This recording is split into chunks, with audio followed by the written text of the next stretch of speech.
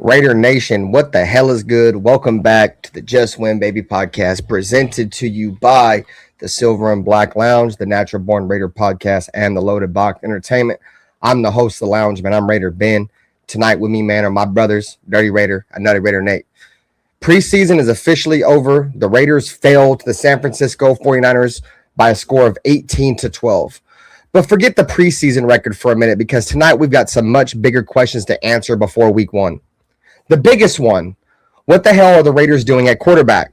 Kirk Cousins came out with the first team offense, completed 8 passes for 51 yards, moved the ball and led 2 scoring drives, but both ended in field goals.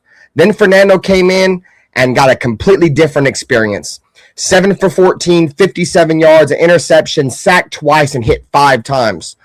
The rookie got put under some serious pressure, and now we have to figure out what that performance actually means for his development and this quarterback competition. But Mendoza isn't the only story. Mike Washington Jr. keeps making noise, 8 carries, 49 yards, another strong performance. And with Ashton Jincy's situation still something Raider Nation is paying attention to closely, has Washington earned himself a legitimate role in the backfield? And how about the bigger problem tonight? The Raiders couldn't get in the end zone. San Francisco didn't score one either, and still walked out of Allegiant Stadium with the win because of Eddie Pinheiro going 6 for 6. Raider legend Eddie Pinheiro scoring all 18 of their points.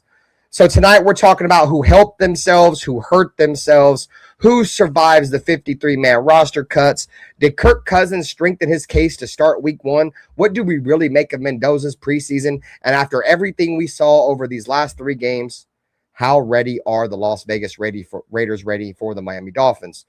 And before we get rolling, shout out to the sponsor, MMOEXP. If you're building your Madden 27 Ultimate Team right now, like myself, use code THELOUNGE for 8% off and support the channel while you're at it. Everyone coming into the build, man, pull up a chair in the lounge and smash that like button. Subscribe if you're new. Share the stream out and get active in the chat, especially members, man. I need to see the membership emojis flying all night. First question tonight is whose stock went up most in that preseason finale? Raider Nation, just win, baby. One nation, one family, one lounge. Let's get it. For the cheapest and safest Madden 27 coins and coins across all video games, check out MMOEXP.com. Use code THELOUNGE for 8% off. Thank you, MMOEXP, for sponsoring today's stream.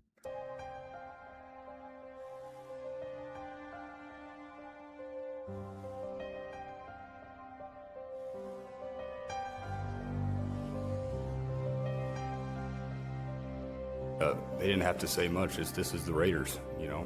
This is one of the most historic, franchises in the NFL with a great history that I want to be a part of. I want to be a part of furthering that history. When you say commitment to excellence, okay, and you look at the walls around here, and you look at the players on this wall, and there's a history. There's a history of Hall of Fame players here. There's a history of Super Bowls, and that's that. And with all this situation and all this shit I went through, the biggest thing that I took from it is I don't give a what everybody has to say. Truly, I really don't give a. Play clock down to 1. Williams batted up in the air, and it is picked. Crosby. He has been a beast. I do believe that this is a game psychologically of intimidation and of fear. I don't mean cowardly fear, but fear. Well, the Chargers and all those teams. No, to be honest, I don't like any of them. I hate all teams. The other team's quarterback must go down, and he must go down hard. Well, the Chargers. What I call the vertical game. We were going to stretch the field vertically. When we came out of the huddle, we weren't looking for first downs. We didn't want to move the chains. We wanted touchdowns. We wanted the big play, the quick strike. It's number one to say you want to do that. It's number 2 to say that you have the players to do it, but it's number 3 to do it. Hard. Try not to make mistakes, but don't worry about mistakes because there's only one thing that counts. Just win. Your commitment to excellence and your will to win will endure forever. You will not get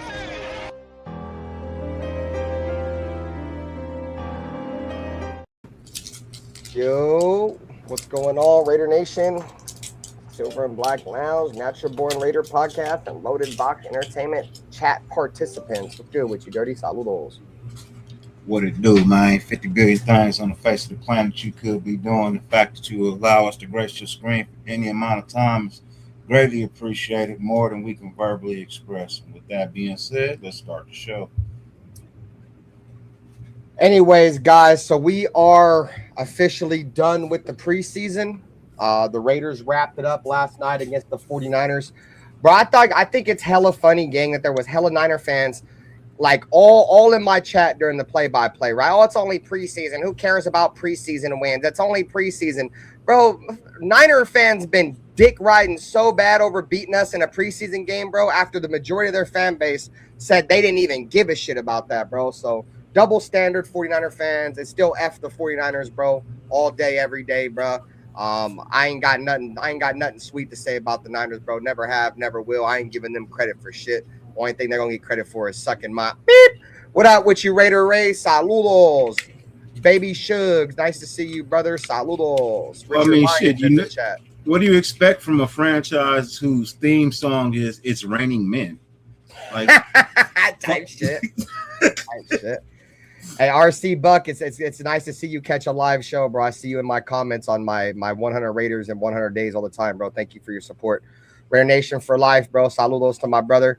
I was over there and Tape Don't Lie, man. Tape Don't Lie they have a great show. They go live on Fridays too. So when I was at work, I was listening to them, man. So Raider Nation for life was over there, bro. And that chat, bro. They got some characters in there, bro. I'll just say that. What up with you, James Furpo, bro? Saludos.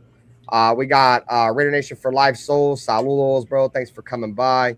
Always appreciated it. The truth in the building, brother. Nice to see you. Hopefully you're doing well.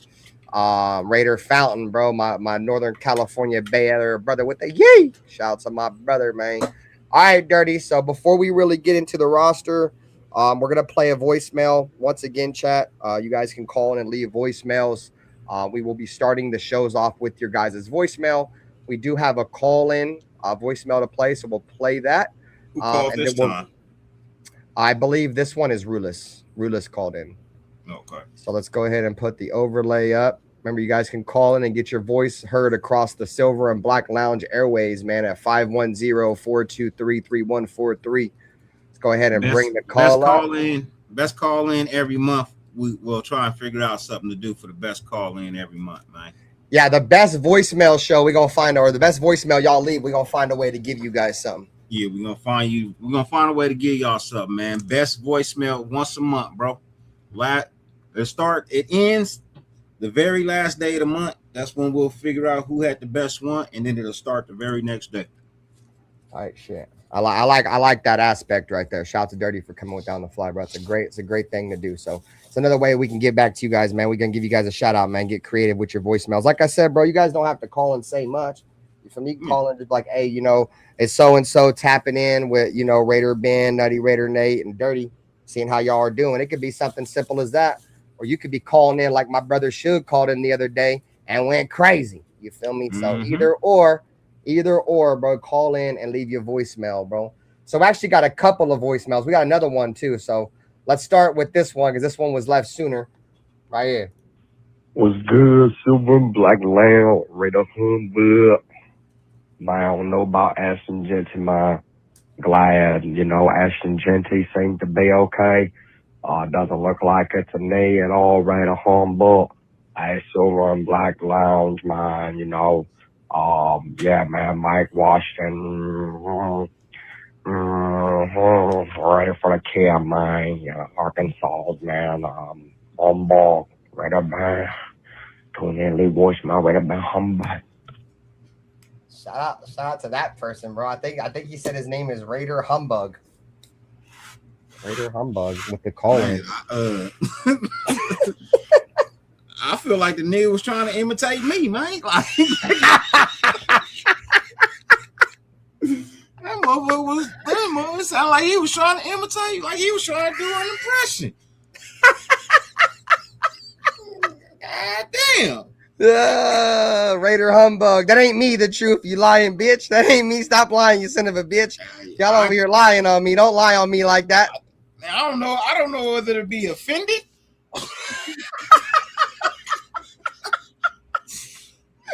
Y'all gonna stop lying on me, goddammit. If I'm honored, like I feel like, nigga, did I call drunk? Yeah, fuck off. That's not me, Chad. I plead the fifth. Y'all got to take me to court on that one. All right, let's get into our next voicemail. Yo, what's up, Ben? It's your homie, the Rulis. Just want to say what's up, bro. Go Raiders. Shout out to my brother Rulis, man. He just want to come tap in with the show and see how we doing. We doing well, Rulis. Nice to hear that you're still around. You're doing well. I was talking to Rulis when I was at work, man. So shout out to my brother. Shout out to Fanboy Podcast, Raider Nation in the building. Yada I mean, town business. Yay! You already know what time it is, bro. Shout out to the town. Shout out to the Bay. Shout out to LA. Shout out to Vegas, bro. We're all my Raider brethren be at, gang. All right. So let's just get it. We're gonna get this out the way first. I know we did a post game show last night on Dirty's channel. You feel me? Host a post game last night. Semi post game. Yeah, I was on the fly. You know what I'm saying? What up with you, SoCal Sal? After 24 hours of rest, how you feeling about that game, Dirty?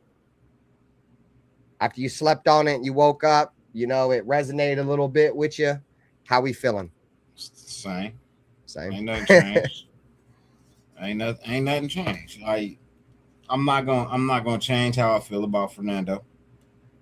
Is me sleeping on the 24 hours ain't gonna change what I watched. Type shit. It ain't. So like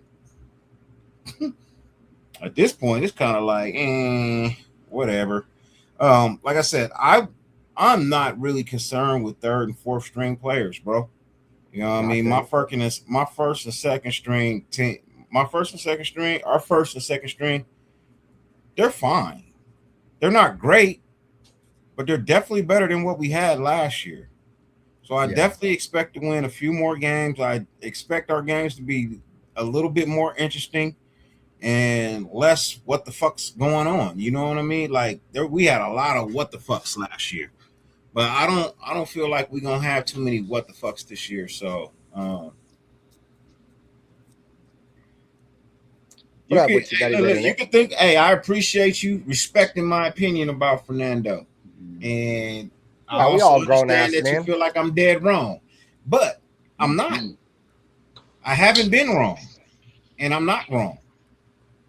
Time will tell, folks. Like I said before, time will tell. What up with you, Nutty Raider Nate? Saludos. Can you hear me? Yeah, I hear you. You in the bathroom? Hold on, let me set something up. Hold on. Yeah, you sound like you're in the toilet.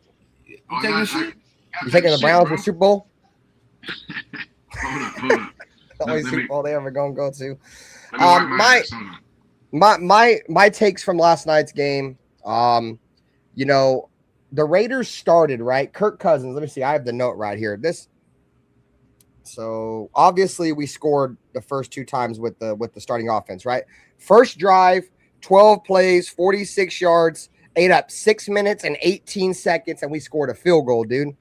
The second drive, 10 plays, 45 yards, 4 minutes, 56 seconds off the fucking play clock, resulted in a field goal. So the Raiders had two drives that were over in a combined 22 plays that only got 100 yards, ate up over 10 minutes of game time, and we got 6 points for that, bro. What up, Charm City? That's unacceptable, bro. The Raiders ain't going to win a lot in the NFL, dude, if our starting offense is having these long-ass drives that are only getting like 40 yards, eating up a whole shit ton of the clock, and settling for 3 points, dude. If you don't have 12-play drives that eat up 5-6+ minutes of the game, and you're settling for field goals, bro, it's not going to be nice, gang.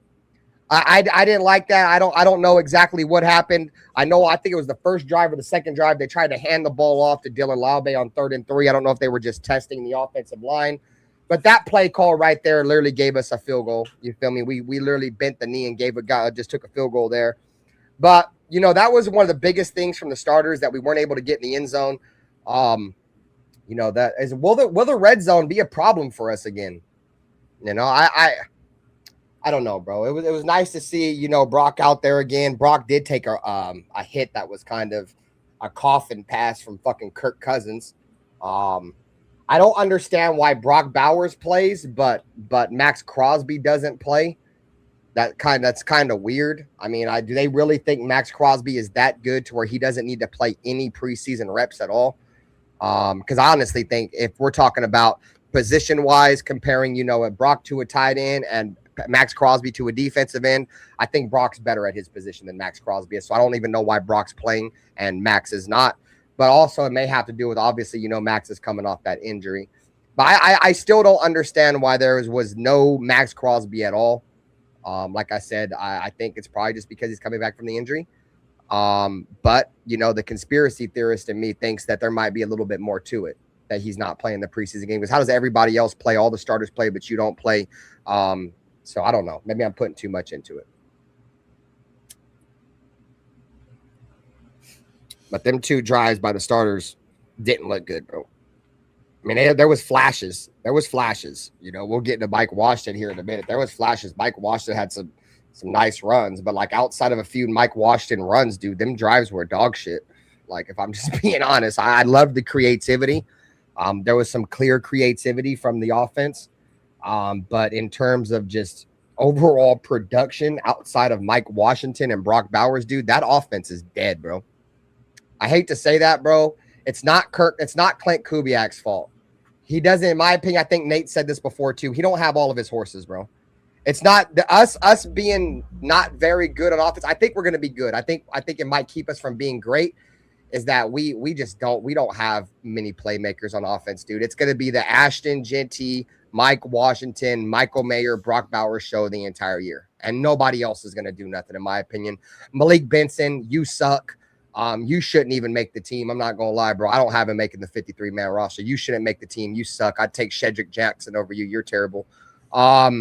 But yeah, man, Trey Tucker looked decent. I think Trey Tucker's going to play well in this scheme. Jalen Naylor, he looks like we overpaid for him, bro. He can't catch the fucking cold in the middle of Antarctica with no underwear on, dude, soaking wet. So I don't know, bro. I don't know, bro. What up with my boy 2 cents, bro? What up, Anthony Provencio? I don't know. I could be diving, dude, too deep into shit, but I don't know, dog. I wasn't satisfied in the overall grand scheme of what I saw from the starting offense out there last night. So, and those were backups for the 49ers too. Yes, I said Malik Benson. I think he fucking sucks. Shout out to my brother, in my opinion. I have the buggers over there and taped online and said you can't, if you're not a Raider fan, if you say your player sucks. What the fuck? Because I say a player sucks, I'm not a fan. Like, take your dumb ass on somewhere, bro. I've been a fan here long enough. I can say somebody fucking sucks if I want to, bro. Who the fuck are you? Motherfuckers act like you can't say a player sucks or you don't like the team. Who the fuck gave you the rule book and said you could write the rule book on how to be a fucking Raider fan? You want to know when you're not a real Raider fan? I'll tell you when you're not a real Raider fan. And I mean this from the bottom of my heart. Yeah, Benson's dog shit. You're not a Raider fan when you purposely go out of your way to fight another fucking Raider fan because of their goddamn type shit, dirty type shit. That's when you're not a Raider fan, bro. When you literally go out of your way to pick a fight with somebody over an opinion, type shit. You're not a Raider fan, bro. No, you're not a Raider fan, but you're probably not a good human being, bro. A good man. That's the thing, bro. Like, I don't want terrible human beings as fans, bro. Type shit. Like, say it louder for the motherfuckers in the back, dude. Bro, ain't nobody right. We all dropping opinions. If you were getting mad because somebody put their opinion out and you're taking it personal when it had nothing to do with you, you're not a Raider fan. You are a man, not even a troll. You're not even a troll. You're psychotic, bro. Yeah, bro. And you know what's crazy? You know what's crazy, Dirty? Is the same motherfuckers that'll say that. They'll be like, oh, all the shit you say, you need help. Motherfucker, you need help. You're the one who keeps fucking judging me off everything I fucking say. Like this isn't a fucking country where freedom of speech is fucking one of our rights, bro. Like that's how you know, bro, when you're around people that are like for cancel culture and woke and they don't want freedom of speech. It's those kind of people, dude. I preach that. I want people to speak their mind. I don't give a fuck if I don't agree with it, bro. But I'm not going to sit here and attack you, bro, personally because of your opinion. I've been beating up Raider Paul for his trash-ass opinions for fucking 4 years now, but it's not personal. Raider Paul's cool people, but he just likes to start shit. But, you know, it is what it is, bro. Everybody can have an opinion. We're all fans. Like I said before, I say this all the time. Me, Dirty, Nutty Raider Nate, we're just content creators. I'm not saying we don't have sources. You know, Dirty may have some people he knows. Nutty Raider Nate may have some people. I don't have no sources, bro. So I'm not going to come on here and say something, and I want you guys to take it, you know, take it for gospel, because I'm just a content creator. When I come on here, I voice my opinion. I give you guys my opinion, and I read off stats. That's really the only thing that's true about my shit, bro, is usually stats that I read, bro. But we're all opinion-based, gang. And there's no place in the world, bro, to be disrespecting somebody because they have a different opinion than yours, bro. If everybody in the world had the same opinion, bro, the world would be fucking boring. It'd be a boring ass fucking world, bro. So I'm just throwing that out there, bro. I appreciate you, Raider Ray. Much love. You said best Raiders content on YouTube, period. Thank you, brother. I appreciate we all appreciate that. But yeah, that's just the reality, man. Like you gotta stop picking on people just because they have a difference of opinion, bro. That's what makes the fucking world. I mean, like the shows go, exactly, bro. It's like people's different opinions. You know what I mean? Like if you put your two opinions together, you might come up with a solution and meet in the middle and be right about something. But to be like, oh, you're not a real Raider fan because you say your player sucks. Well, who's to say that he is my player? He's not guaranteed to make the 53-man roster. So if I say he sucks now and then he gets cut, does that mean I was talking about my own player or I was talking about a motherfucker who was getting cut? Yeah, exactly. I hear you. We don't have any players right now. We know who our stars are, right? We know who our star players. We can pretty much say we know 6 stars that's guaranteed a spot on offense, 6 that's guaranteed a spot on defense, right? We can at least say that. Everybody else ain't guaranteed. I mean, we said, bro, this is a roster, bro, that, I mean, we got talent, bro. Every NFL team has talent, bro. We don't have enough talent, bro, is my issue. I don't think we have enough talent to do what we want to do right now. That's my concern. And, you know, at the end of the day, bro, the Raiders are getting better. And a vision there's a vision now. And that's all I can hold my hat on now, bro. Like, I'm excited for the Raiders in terms of there's a vision now. I see a future with the Raiders. The future isn't all bleak like I once believed it was. You know, and I'm keeping my win-loss total low, but that don't mean I'm not excited for the Raiders, bro. I'm always excited for the Raiders, bro. Like, the Raiders are a huge part of my life. I've said this before. Like, there's 4 loves in my life, bro. You feel me? God, family, my bread, and the Raiders, bro. And I'm truly passionate about all those things. So once again, they're a huge part of my life, bro. And for, you know, like 2 Cent said, bro, he said up here, what he said, it's a factual statement. Raider Nation for life and reserve the right to critique my squad. 40 plus years and counting. Shouts are my 2 cents for over 40 years of being a member of Raider Nation. I've only been here for like 20 years, bro. And we all reserve the right to talk about this fucking team the way we want to. Just because the way I say my words, you might not like it. Cool, bro. There's fucking millions of other YouTube channels out there. Like Dirty says every fucking time. There's a billion other things you could be doing right now on YouTube. You watching this. If you don't want to hear me say a player sucks, then just don't watch. Don't fucking watch, bro. I don't need your fucking negative comments on my show, bro, to stir up drama. Bro, especially because motherfuckers know, bro, this ain't what you want, bro. Don't attack me personally, gang, in a Discord or in a YouTube chat over the Raiders, bro. Because I promise you, bro, you don't want I don't want Black Saturday content. But trust me when I say, bro, you don't want this, bro. All those motherfuckers that was over there running their mouth, you don't want no part of this, gang. I'm gonna tell you, this is just a tree you do not want to bark up. I promise you that. Hey, look, I agree with Anthony on this one too, man. He said, I don't like when you have a different opinion than another Raider fan starts attacking you personally, not even Raider related. Yeah, I find that to be some bullshit too, bro. Just if you don't agree with somebody's opinion, miss, keep it football, bro. But don't start attacking their character and their personality, bro. That's not gangster type shit. That's not gangster, bro. I'm gonna be honest, bro. I feel like that's kind of bitch made. Yep. That's borderline bitch made, bro. If you talk to a man like that on the internet, I promise you won't talk to him like that in real life. Yeah, and shout out to 2 cents for the super chat, bro. Don't be a keyboard warrior and be typing like, bro, I see motherfucking people. I guarantee you, there's at least one follower who is not a Raider fan but claims that they are, and they're not. You go to their house, they ain't got nothing Raider related Shout in to their Mr. house. C, Port City, saludos. You know what I mean? They ain't got nothing related to Raiders in their house. You know what I mean? They ain't got no silver and black, nothing in their house.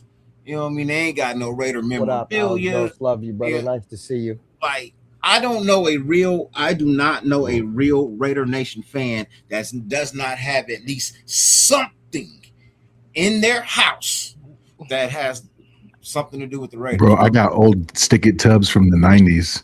Yeah, me, bro. I got like fucking shit. Bro, my entire bathroom set is Raiders, bro. My toilet bowl cover, my shower curtain, my fucking everything, dog. Hey, everything, dog. Everybody pulling up, man. We see the numbers going up on Saturday night. Hats, jersey, poster, a cup, an ashtray, a sticker. You know what I mean? A newspaper clipping. You don't even have a fucking newspaper clipping. That don't even cost. Nah, you're good. I don't trip off caps like that, in my opinion, unless you start spamming them. I don't care about caps. Speaking of caps, you know what's hella funny, bro? Is everybody who says saludos in my chat, it usually gets put to greetings. Maybe because I'm not seeing it on YouTube. Let me know if you guys see it on YouTube, bro. But it actually says saludos. Usually that shit says greetings. Shout out to my brother Jay Money. Always a pleasure to see you. We got 209 brothers tapping in at the same exact time. We got J Money 209 and J Dog 209, man. And Benther from the 209 too. Good damn it, you son of a bitch. Speaking of caps, me and Ben got on the same cap in reverse. Oh, type shit. Hey, it is. Type shit. Hey, so let's get into my brother 2 cents. He just dropped a super chat. We're gonna get into the alert, man. Smoke weed every day.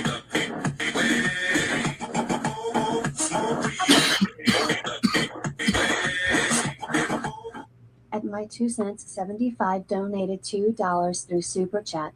Goddamn Skippy Benther. Thanks. White check mark emoji. Skull and crossbones emoji. Hey, 2 cents. You know what time. Thanks for the super chat as I just threw myself out of the room. And we're all Raider fans, bro. I am highly invested emotionally, mentally, financially in this team. I know keep doing that, trying to big screen myself. I know tattoos don't mean shit, bro, but this shit is in my skin, gang. I suffer. I shed blood for the Raiders, goddammit. My shit was bleeding.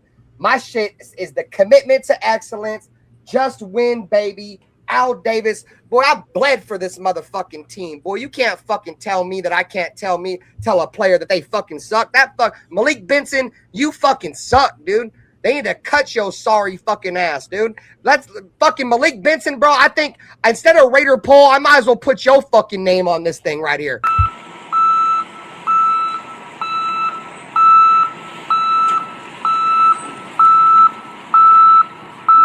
Malik Benson fucking trash service. Dude, that dude fucking sucks, dude. That dude fucking sucks. Anyways, Nutty Raider Nate, are you with us, brother? Are you with us? Yeah, it was good. Okay, cool. All right, so it's been 24 hours since the last time we talked about it. You slept on it. Final takes, anything changed? Final takes on that preseason game against the Niners. What up, baby Shook? Saludos, bro. Thanks for coming by. I don't like Benson, my opinion, because he's got more drops than receptions, bro. I've had enough of it. I've had enough of the drops. Malik Benson jumped for a back shoulder, bro. Fucking Fernando Mendoza threw him a back shoulder and he jumped for no reason. And not only jumped and put himself out of position, but then dropped the ball. Bro, fuck out of here, gang. That's why my opinion. I love you, bro, but no, my opinion, Malik Benson should probably be cut. Go ahead, Nutty Raider. No, he's not getting cut. I guarantee you. I would cut his ass. Go ahead, Nutty Raider. Hey, look, he way higher on the depth chart than Thornton. Because Thornton's hurt. Yeah, but we don't know that. Who would you rather see now? Who would you rather see now? Would you rather give Dante Thornton another look, or are you going to keep putting Malik Benson on the field? I'm going to keep putting Malik Benson on the field. Anyways, Nutty Raider Nate, go ahead. We'll save that topic here for a minute. Go ahead, Nutty Raider Nate. because that's going to be an argument. We're going to save that. Go ahead, Nate. I will. It's unfortunate because you hear he's building chemistry with Mendoza at practice, and then in the games it doesn't look. We don't see the results, but it's a results-based business, Nutty Raider Nate. Yeah. So, but I'm not ready to throw him out with the water yet. It's too early. It's only preseason. They got to work out their timing still. A lot of things don't look. He's a sixth-round pick. Are we really just throwing him away? Sixth-round picks are hardly ever even make an NFL roster anyways. What are we replacing them with? Dante, I don't know. I don't. That's probably that's the only reason why we probably keep him, Nutty Raider. Now that you said that, because it's like, oh, we don't have nobody else, so keep your sorry ass. Okay, sorry, Dirty. I just said that. Maybe he just summed it up better. God damn it. But still, I mean that. But I don't like that mindset. Let's keep him because we don't have nobody else. Boy, we need to hit that waiver wire or something. Yeah, there's no way. We cannot just roll with this dude because we have nobody else. We need to find some dude. There's got to be somebody that's going to hit that waiver wire on Sunday that's better than Malik Benson. You see this shirt? That's what I am today. This is what I am going to be for today. If you see the shirt and you know the characters. What is that? Looney Tunes? It's all that's Disney. Oh, Disney. Them villains.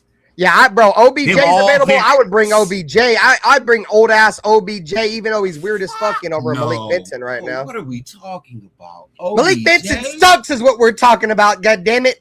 He sucks.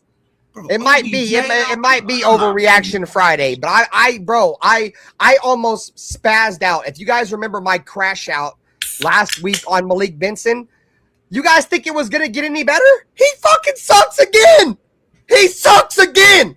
After I fucking screamed at the world last week about how bad he sucked, you want to know what he did? He fucking sucked again. I don't like seeing players make the same mistake twice, and he's made the same mistake 3 times in a row in 3 different games. I'm over it, bro. My standards are too high, and that might be fucking crazy coming from a Raider fan, but I'm tired of losing, and he sucks. He fucking sucks. There's no fucking upward trajectory with Malik Benson, at least not now. He can take his ass to the practice squad and learn how to catch a ball in a real game before he's fucking out here on the football field. Man, it's not your fault. It's not your fault. Sorry, bro. What up, it's not Gary? your fault. I'm gonna tell you. What up, JT? Right, I see you, JT. It's not your fault. You know who fault it is? I'm gonna tell you right now who fault it is. Derek Carr's fault. Nope. Your hopes wasn't up when we drafted him, right? You didn't have high hopes for the kid when we drafted him, right? You was like 6. No, yeah, I'm right. You're right. Expectations were really low. Very low. You know who made our expectations rise? The goddamn media. Type shit. Telling us he doing all of this shit. And then when we get a chance to see it, we don't see none of that. None of it. This is why I keep telling y'all, quit listening to these fuckers, bro. When they said we was trash, we was good. When they said we was good, we was trash. That's how you kind of got to take it. So if they telling me, oh, they doing this and he's doing this and this, and oh, bro, do you know that when I look back at the defense that we played last night, whoa, the first quarter. Without Rulis, saludos, right? Love you, brother. I've been hearing all this shit about how none of those dudes was any good, and they had been missing tackles, and they had been not just being in the place. And it's, bro, you go back and you rewatch. We came out and made them 3 and out. Oh, our defense played their fucking ass off, dude. Our first and second string defense played their ass off, bro. Our entire defense, the entire game, played their ass off. We gave up no touchdowns the entire game. That's credit to the defense, bro. I mean, if you hold the majority of teams to 6 field goals, you should win that game. You should win that game, especially when you were down there to match them on at least 5, right? Because Matt Gay was 4 for 5. Bro, you go 4 for 5 down there. If you convert those into touchdowns and they score 6 field goals, dude, your probability and your chances of going up or winning the game go through the fucking roof. We just couldn't execute ourselves. They play great defense on us too. Can I wish say we this? still had Hunter Renfro too, Raider, right? Go ahead, The only Nutty reason Raider we don't Nate. have him is because McDaniels didn't know how to coach him. Go ahead, Nate. I know Nate wants to get his thought in. Go ahead, bro. We ran some pretty good plays. We looked pretty good on offense, starting off especially. Yes, we looked competent. Rhythm. There was a good it was a good it was a good rhythm of plays. It all worked together. We had them some misdirections and stuff like that. The traps, I love that trap shit. That shit's my shit right there. Fucking the guard, the tackle, smack air holing motherfuckers. I love that. They let that defensive tackle go free. Let that D tackle go free and just smashing from the blind side. Bow! You don't even see it coming. There. So I'm a big fan of that. But I feel like we pulled back a little bit on some of those money plays from third downs. We didn't want to show our cards, so we settled for those field goals. Like we handed the ball to Lobby. No, you're right. Down. Yeah, on 3rd and 3, we handed it to Lobby. It was weird. It was like, what are we doing? So Nutty Raider Nate, to put some context on that, from what I heard, what's his name, bro? The silver and black report, whatever, bro. I got to get the source. I want to credit the right source. Give me a second. Go ahead, Nutty Raider Nate. Huh? Jesse something. Jesse Merrick. Merrick, something Merrick.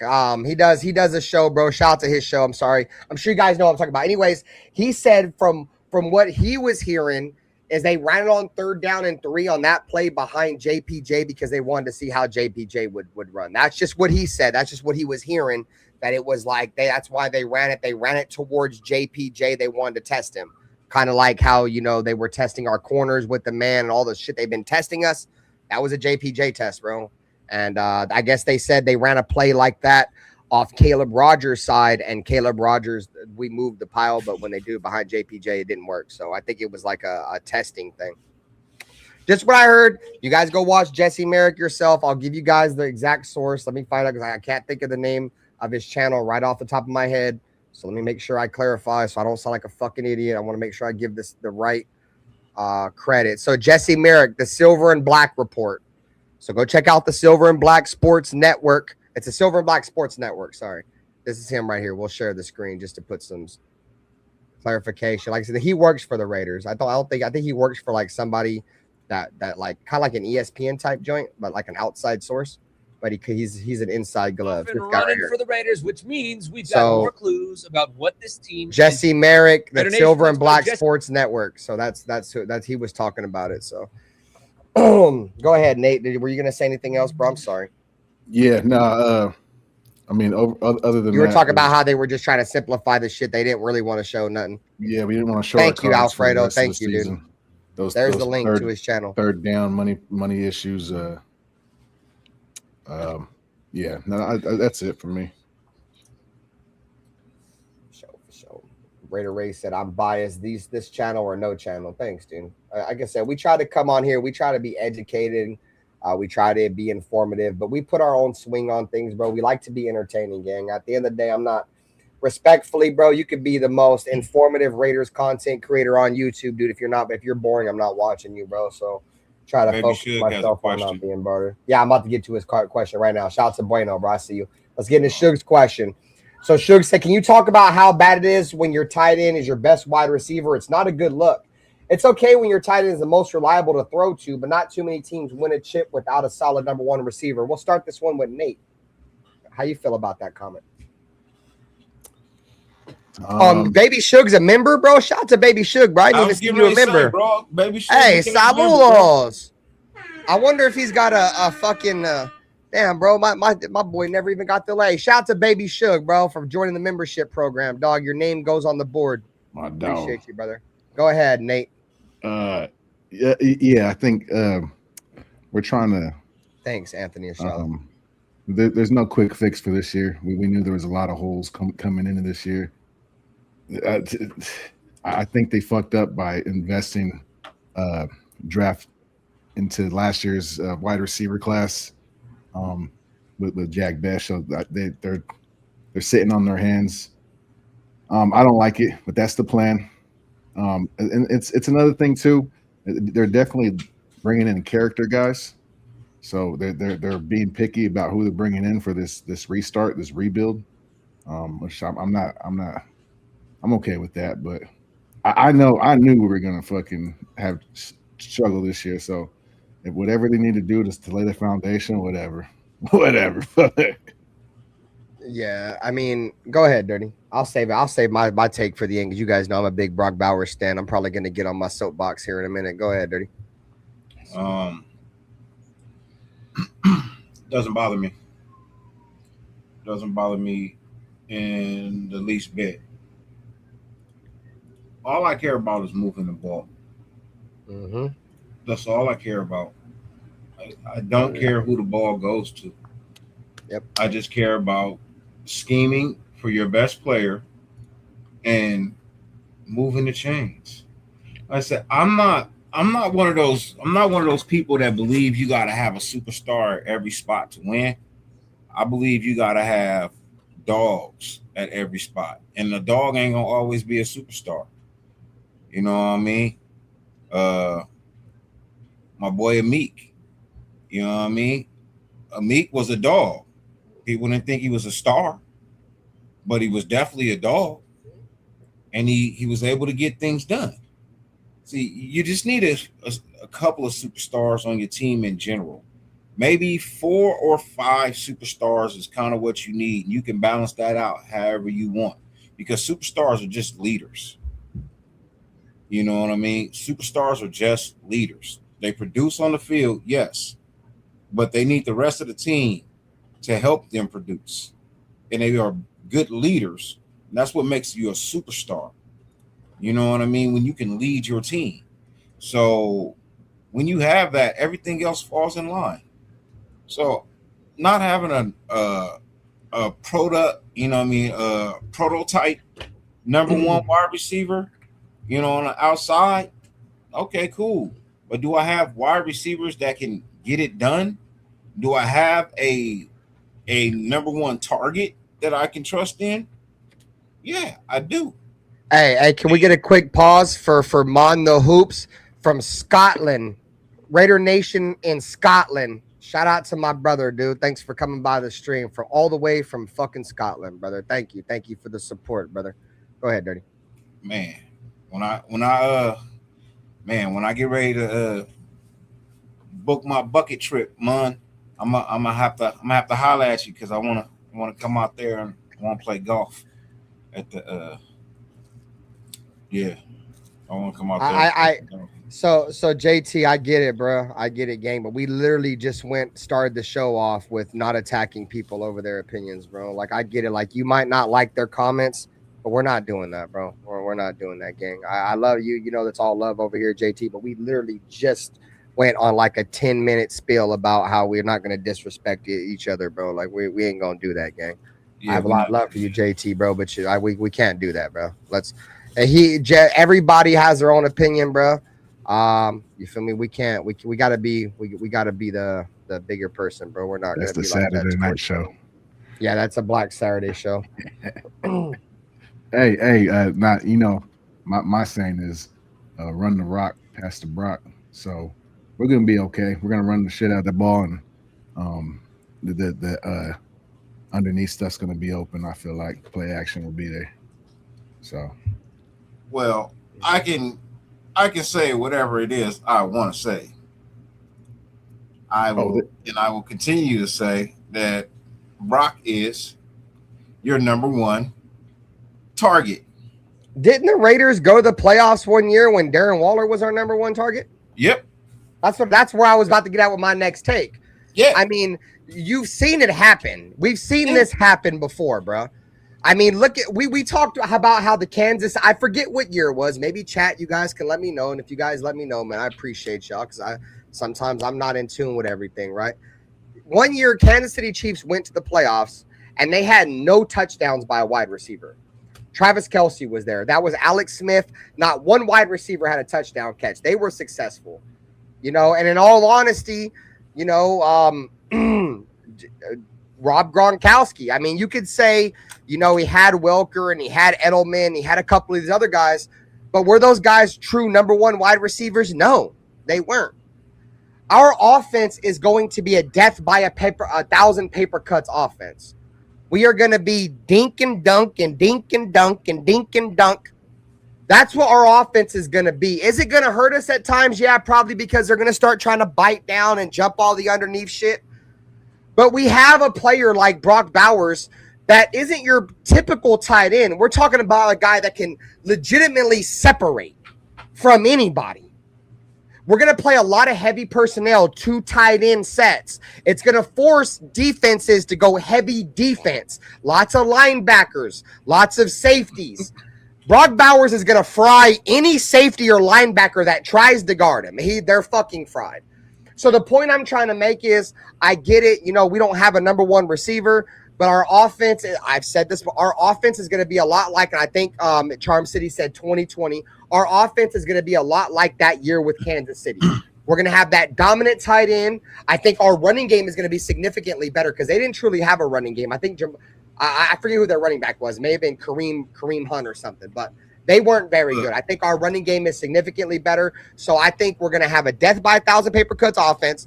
Brock Bowers and Michael Mayer will be the star of the show, and I think it could be enough, but time will tell.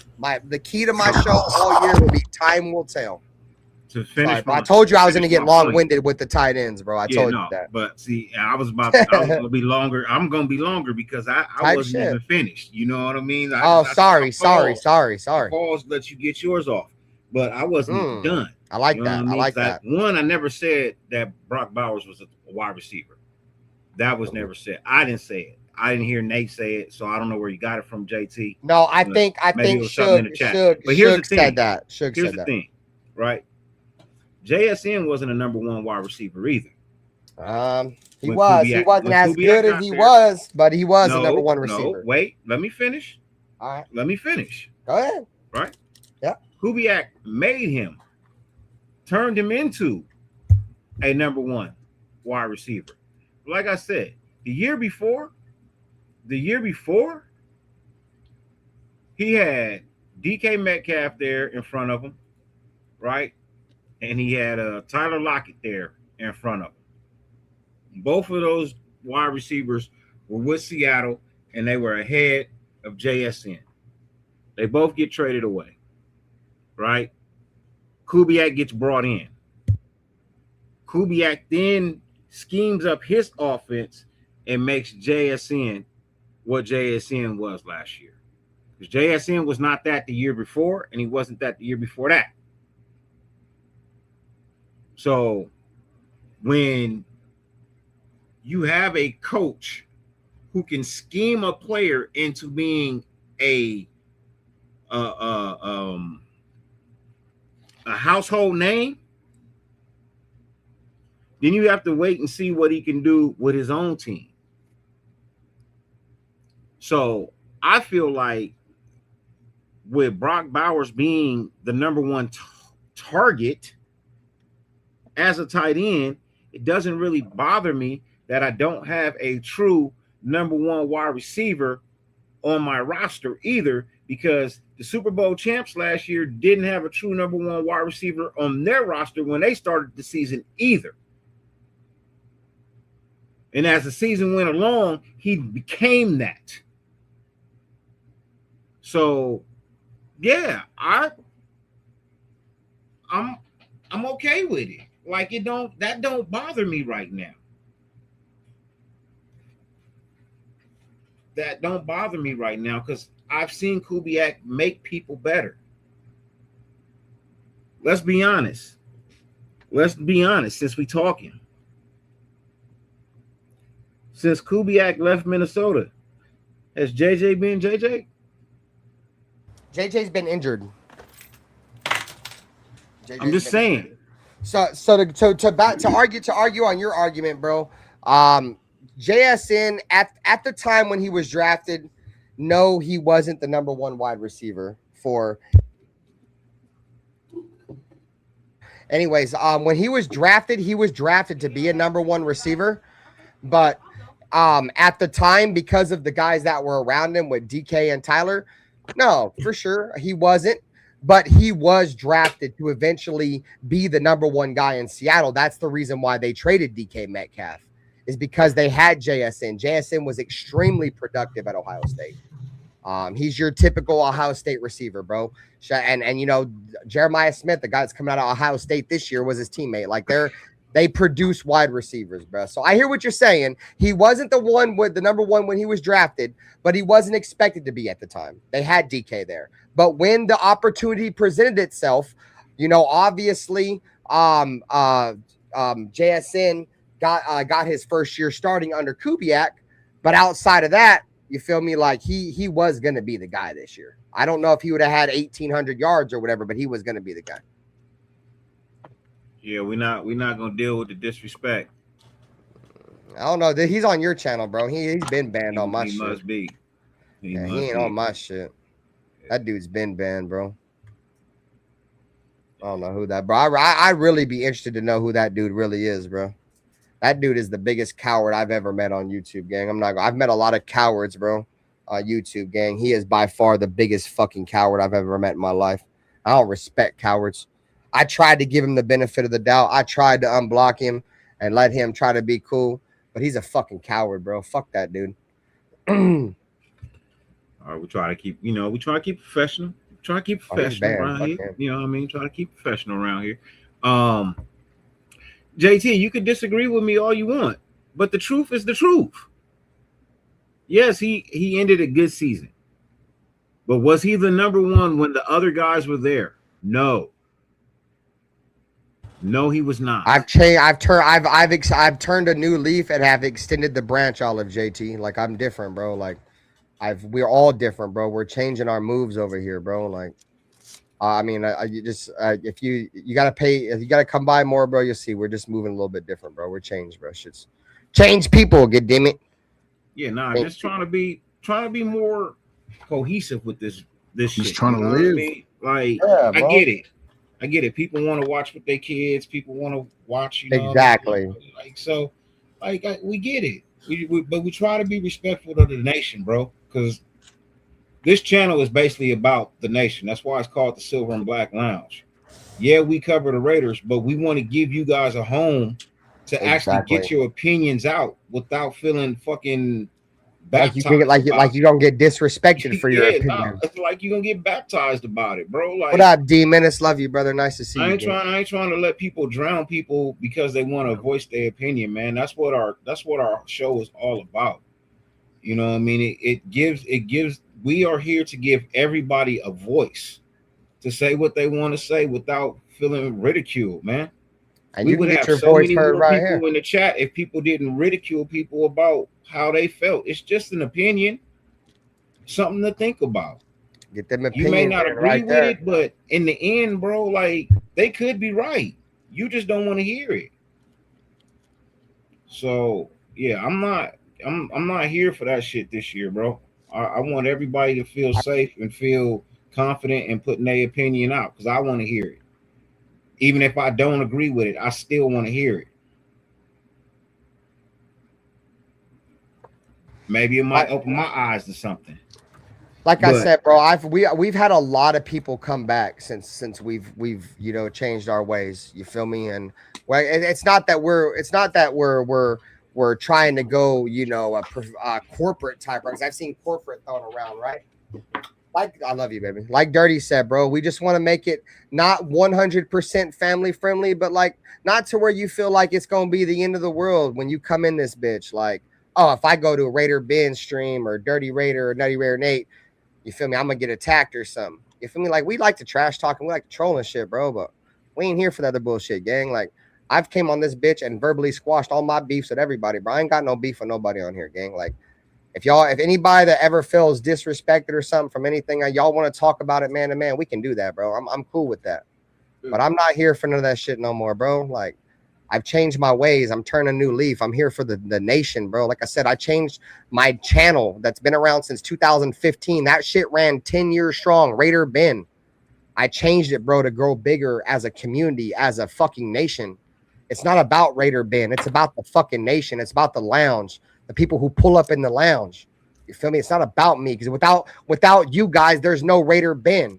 You feel me? Like there's no Nutty Raider Nate. There's no Dirty Raider. Like we're just fucking football fans that come on here and talk shit. You feel me?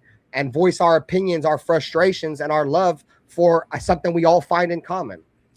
You know, so I just want to let you guys know, like, it's different, bro. Like, it's cool. We can voice opinions and talk shit back and forth, but let's just keep it cordial, man. Yeah.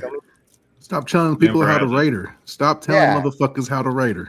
Just type shit. Either be open minded or fucking have an open ear or just fucking. Well, JT, let me announce this before we get into the baby shit comment, because a lot of people didn't see that.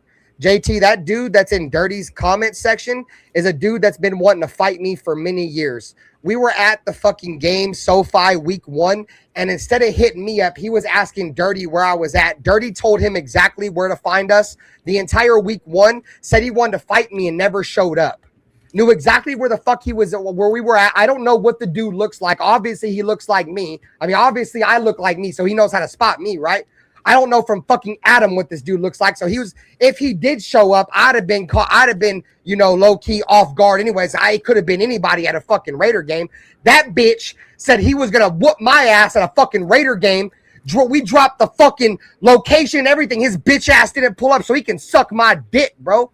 Fuck that dude, bro. That's on me. That's on everything I stand for. You ain't going to come on here and say you about to whoop my ass and do this, that, and the third and think I ain't going to stand up for it, bro. So fuck that dude. But I hear you, JT. Outside of that, I ain't got no issues with nobody, bro. But you ain't about to come on here and say you about to whoop my ass and I dropped the location for you and you don't even pull up. You can suck my dick. Fuck you and everything you stand for. Cowards die 1,000 deaths, fucking pussy. I'll die once. You'll die 1,000 times, bitch. How about that? He probably saw Nate like everybody else. Boy, Nutty Raider Nate standing a bit over everybody, bro. You guys ever see the Lord of the Rings when the trees come through and smash all the goblins? That was fucking Nutty Raider Nate, dude. He's that big ass tree. Whatever happened to Black? He was fired. I mean, I really don't know. He was let go. No, he wasn't fired, man. He was fired. You're banned. So there was a difference of opinions, and there's a different way that people want to do things, and so there was a separation. We still wish Black all the love. You know what I mean? We wish him well. I still tune into his shows every now and then. You know what I mean? So it's no hatred. It's just people it's just business. It's strictly business, bro. Yeah, it's business. People have different ways of wanting to do things. That's all. And yeah, the visions didn't align the same way. That's pretty much the best way to sum it up. Nah, he didn't get fired on his day off. He got fired on a show when we were live. On his day off, it's crazy. We was live. Anyways, I'm not gonna say nothing more about that, bro. Anyways, yeah. All right, guys. So let's look at the roster, okay? Let's look at the roster. I'm gonna add to the calculator how many guys that we have currently, right? As we count down to the 53. Shout out to the 50 people that are in here watching, man. You guys take 2 seconds, man. Hit that like button. Subscribe to the channel. I really appreciate every single one of you, as well as Dirty Raider, and Nutty Raider Nate. They also truly appreciate everything you guys do for the nation, bro. Without us, there's no without you guys, there's no us, bro. So take 2 seconds, hit the like button. Let's see. So let's see if there's anything in the chat. Frustration is certainly common with the nation. No, for sure. That's what losing does, bro. Winning cures everything, gang. Rare Nation. What'd he say? He said Black made a business decision.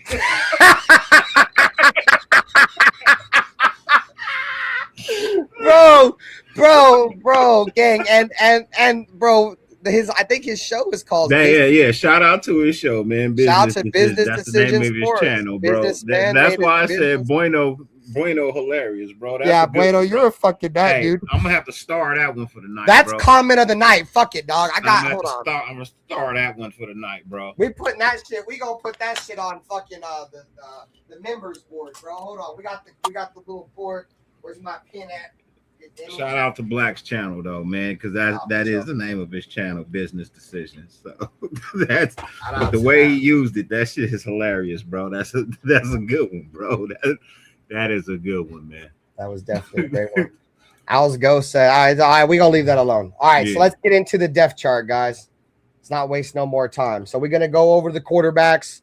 We'll start with the quarterbacks. If this shit's gonna let me zoom in, okay, cool. We're gonna zoom in. So depth chart.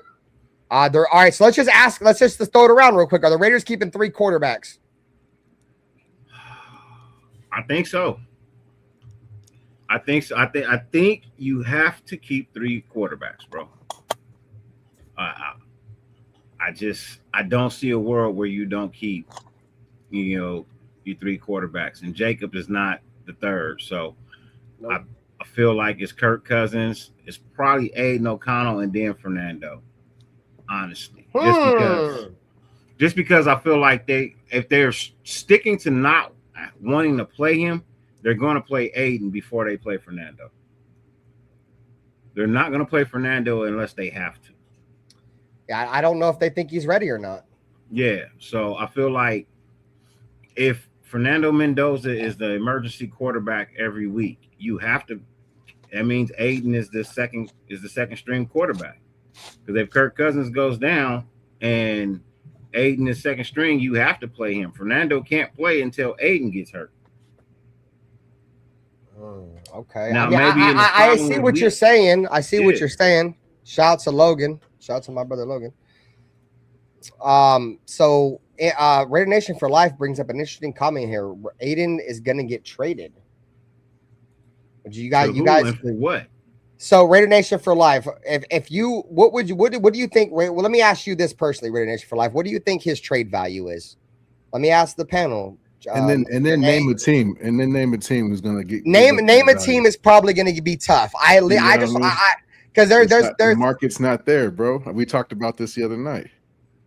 And in my opinion, the market's not there for Aiden O'Connell.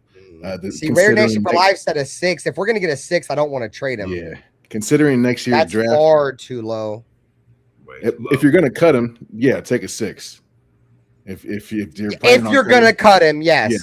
If you're gonna cut him, if he's part of your insurance plan for Mendoza, the 6th is then you sit on that. And 6, y'all a 6, yeah, y'all are tripping, bro. Like Aiden O'Connell has won games as a starting quarterback in the National Football League. You guys really think his value is a 6th?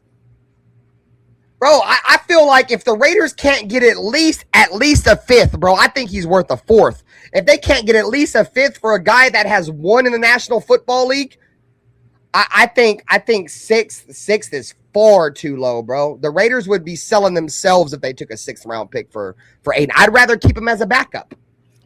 I don't see a reason to cut him, especially when you don't owe him that much money. Yeah, I mean, you already said you don't plan on playing Fernando if you don't have to. So you got to have somebody to back up Kirk in case Kirk gets hurt. If you don't want to play Fernando and you just want to stick him on the roster and make him the the emergency quarterback every week so that you can carry somebody else because you're not going to play him, who are you going to bring in as your second string quarterback? You're not going to bring anybody that just got cut because you're not going to trust somebody who doesn't know the book. You need Aiden O'Connell right now. You have to have Aiden O'Connell now. Ray said it right there. We need him. I agree, bro. I agree. Especially if, a lot of people don't think Fernando's exactly ready.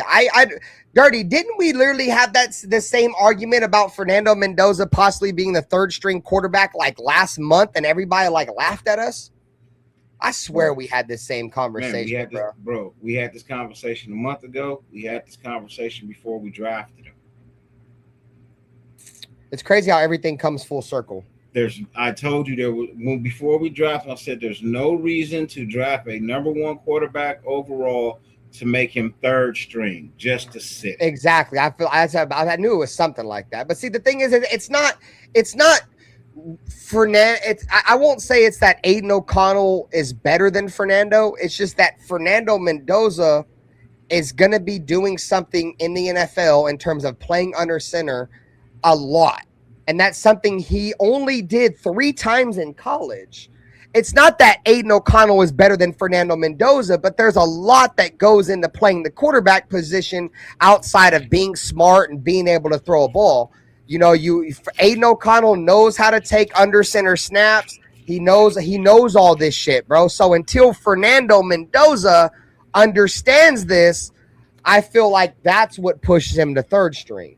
That's the reason why. It has nothing to do with, thank you, baby. I appreciate it. I think Aiden O'Connell isn't better than Fernando. It's just that he knows how to play in the NFL right now.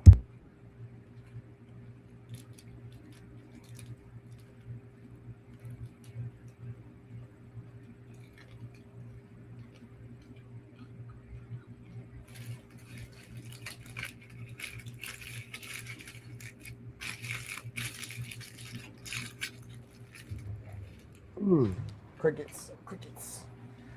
Natty Raider Nate, thoughts on quarterbacks, bro? We're keeping 3. Nothing. It's not too complicated. I think people are making it more complicated than it has to be. They want more people on the roster, but at the end of the day, Fernando's our future and he's our investment. So we got to try to get have a strong quarterback room around him. And Aiden O'Connell gives us that for now. I had to get another beer, bro. Shout out to my wife. Love you, baby. She went and grabbed me a beer. Appreciate you. She's the GOAT. She's the MVP. Definitely the GOAT, MVP of the show, man, for surely.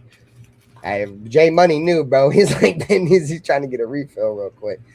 No, I just think it's the most logical thing. You keep Aiden O'Connell around. If Fernando Mendoza, no, you good. If just say hype. Let's just say Fernando's not ready, right? Like we all think that he's probably going to be ready sooner than later, right? But hypothetically, he's not. The Raiders are going to still have a better chance, I think, in winning this season with Aiden, because I've told you guys this before. I don't think this is a winning year for the Raiders, bro. This is a see what the Raiders have. Get your young quarterback some reps. Teach him how to play in the NFL.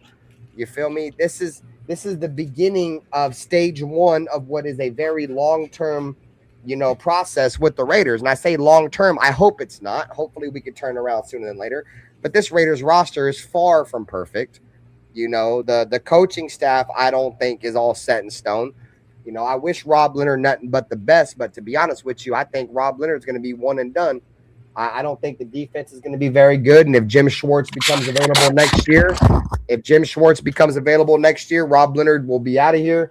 If the Raiders have a bad year, Rob Leonard will be the scapegoat. So with all that being said, I don't think he's going to be here. But at the end of the day, this is year 1. This is year 1 of what I expect to be at least a 5-year stint with Clint. I think they're going to give him his 5 years. I don't know exactly what his contract is. I don't remember. Maybe you guys can remind me. Was it a 3-year or a 5-year? He'll get at least 3, but I think this is at least a 5-year and a long-term, process with, this coaching staff. The Raiders can't keep hiring and firing coaches. I think the Raiders got a good one this time, and they just got to stick with him. All right, so we did the 3 quarterbacks. I asked you guys in the chat earlier. If you guys didn't chime in now.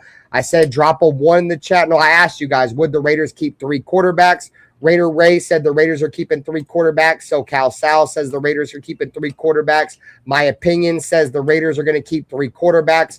Charm City said the Raiders are going to keep 3 quarterbacks. So if you haven't already dropped in the chat the Raiders are going to keep 3 quarterbacks, let us know now your opinions, man. And saludos to my brother Derry. Let's take the roster down real quick. And I don't know what I keep removing, but I'm full screening it, bro. Cheers, good damn it. 30. Saludos. All right. Shout out to Chef Daddy Mac. So we got 3 quarterbacks. All right. So we're starting out the 53-man roster with 3 quarterbacks. So we're currently at 3. Okay. All right. So now we're going to go to the running back room. All right. Ashton Genty, Mike Washington, Dair Ugamwale. Sorry, dude. I hate that I butcher your name. I apologize if you ever see my show, bro. Dair Ugamwale. I think I don't see Himby. Maybe I got to zoom out some more. Okay. Where's Himby at on here? I don't even see him. Okay. Well, I was kind of name out the running. Good? What the heck was that? Huh? You good, bro? Who, me? Nah, JT. All right. Oh, okay. Oh, no, you're good. I'm trying to, it just doesn't show the rest of the running backs. Okay, well, we have Ashton Jeanty, Mike Washington, Dylan Labe, Dair Ogunbowale, and then obviously we have the kid, I forget his name. The Himby. So how many running backs do we keep? And we're gonna include fullback in this too. So we're gonna include fullbacks with the running backs. How many do we keep?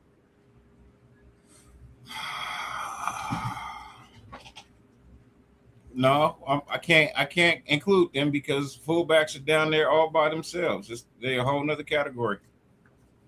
Well, we're going to include them in this one, so we don't have to. Because, I mean, are we going to ask who's going to start between Connor Hayward and Patrick Gerd? I mean, this dude's not even going to fucking make the roster. He'll be back in the roster. We already know Connor Hayward's. I'm saying we already know we're keeping Connor Hayward because. Oh, okay, so you're saying pretty much just eliminate the fullback. He's for sure. Okay, so let's just go ahead and add him. So we're at 4. Okay, cool. I hear what you're saying. No, I pick it up. I'm picking up what you're putting down. So, like, who's the running backs we're keeping? I believe you keep Jeanty, Washington, OG, and Labe. I think those are the 4 running backs they're going to keep. Like, are we keeping record of how many spots we got available? Yeah, yes, I am. Yes, I am. Yes, I am. So I got 3 quarterbacks and 1 fullback. So we're currently at 4. Okay. Like, there it is. Alfredo just dropped a super chat, bro. Yeah, put 4 more. You can put 4 more up there probably, but more than likely, it might just be 3. 99 cents through super chat. It might just be 3, but I can see a world where it's 4 because OG is a vet. You want to have some type of veteran presence, you know what I mean, in that. Thanks, Raider Ray. Along with Connor Hayward, you know. Hey, thanks, Doom Tech. Cheers to you. Yeah, I feel like, it's probably those 4. I think Himby is the odd man out. You know, I was saying last night, like, you know, I wish the kid the best, but thanks, Alfredo. Love you, dude. I'll check it out. I'll check it out. I think he's the odd man out. Yeah, and I get your argument too, Dirty, because Dair Ogunbowale, he is the vet, bro. And he's somewhat familiar with this running scheme. Yeah. You know, and this running back room is extremely young. You look at Ashton Jeanty, you look at Mike Washington, you know, you look at Dylan Laube. Like, a lot of these guys are real young. You know, they're gonna keep a veteran somewhere. And and he's ran hard, bro. I've liked what I've seen from Ogunbowale in the preseason. So I could see that. So you don't have Laube making the roster, right? Yeah, I do. Okay, so go ahead one more time. Who you got? I think he's more along the lines of special teams. Oh, okay. I see where you're coming from. You know what I mean? Like, he's gonna make most of his bread in special teams, not in the running back room. Yeah. So I think that's where he'll be, because he's not, like, as long as Ashton Jeanty and Mike Washington are healthy, I don't see a world where you technically bring in a 3rd running back often. You know what I mean? Yeah. Like, I think, like, if you do, I feel like it will probably be the vet, because it'll be a veteran type situation, you know. But I feel like when you give Ashton Jeanty a rest with Mike Washington coming in, and then you give Mike Washington a rest with Ashton Jeanty coming in, and it'll be, bro, like I told you, you might have 2 1,000-yard backs this year. So as long as you got that 1-2 combo, it's very rare that 3rd guy gets in. You know what I mean? Unless one of those guys is just really tired. So, and I don't see where any one of these 2 dudes is going to get tired to where they're going to be like, hey, coach, I need an extra play. Nah. They going to battle. One going to push the other. So. All right. So, as we wrap up the running backs, we have, and I'm agreeing with you, bro. I think the Raiders will keep 4 running backs, with 1 fullback. But in terms of Laube not really being more of a running back, but being a special teams player, that's how he makes the roster. But in terms of traditional running backs, I think it's going to be, you know, Ashton, Mike Washington, and then, you know, OG, the 3rd back. I agree with that. I think that's a good take. So I'm gonna go ahead and log that down.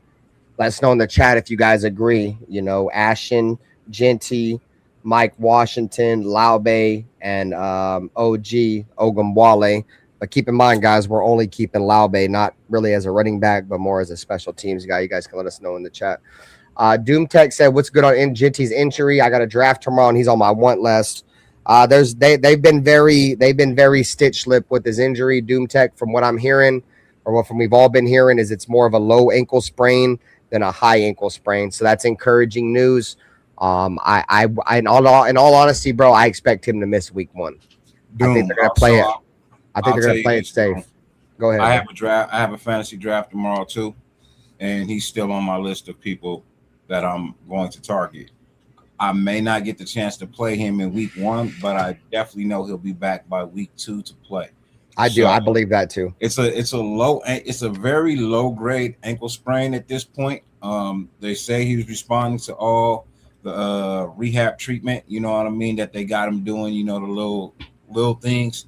So it could be next week that he's good. He could be ready by week 1 because he could be away. You know what I mean? But knowing Clint Kubiak, he gonna be precautious, bro. Yeah, I already know. At most, it's like 3 weeks. You know, and because how Mike Washington is playing, there's no need to rush him, bro. Like especially against Miami, respectfully. I would still take him in my draft, though, bro, because he's still on my list. I'm not giving him up. He's still on my list. Hey, if I heard correctly, bro, I was to address Raider Ray's comment. I think recently, bro, Josh Jacobs just got found guilty for all that shit that he did, bro.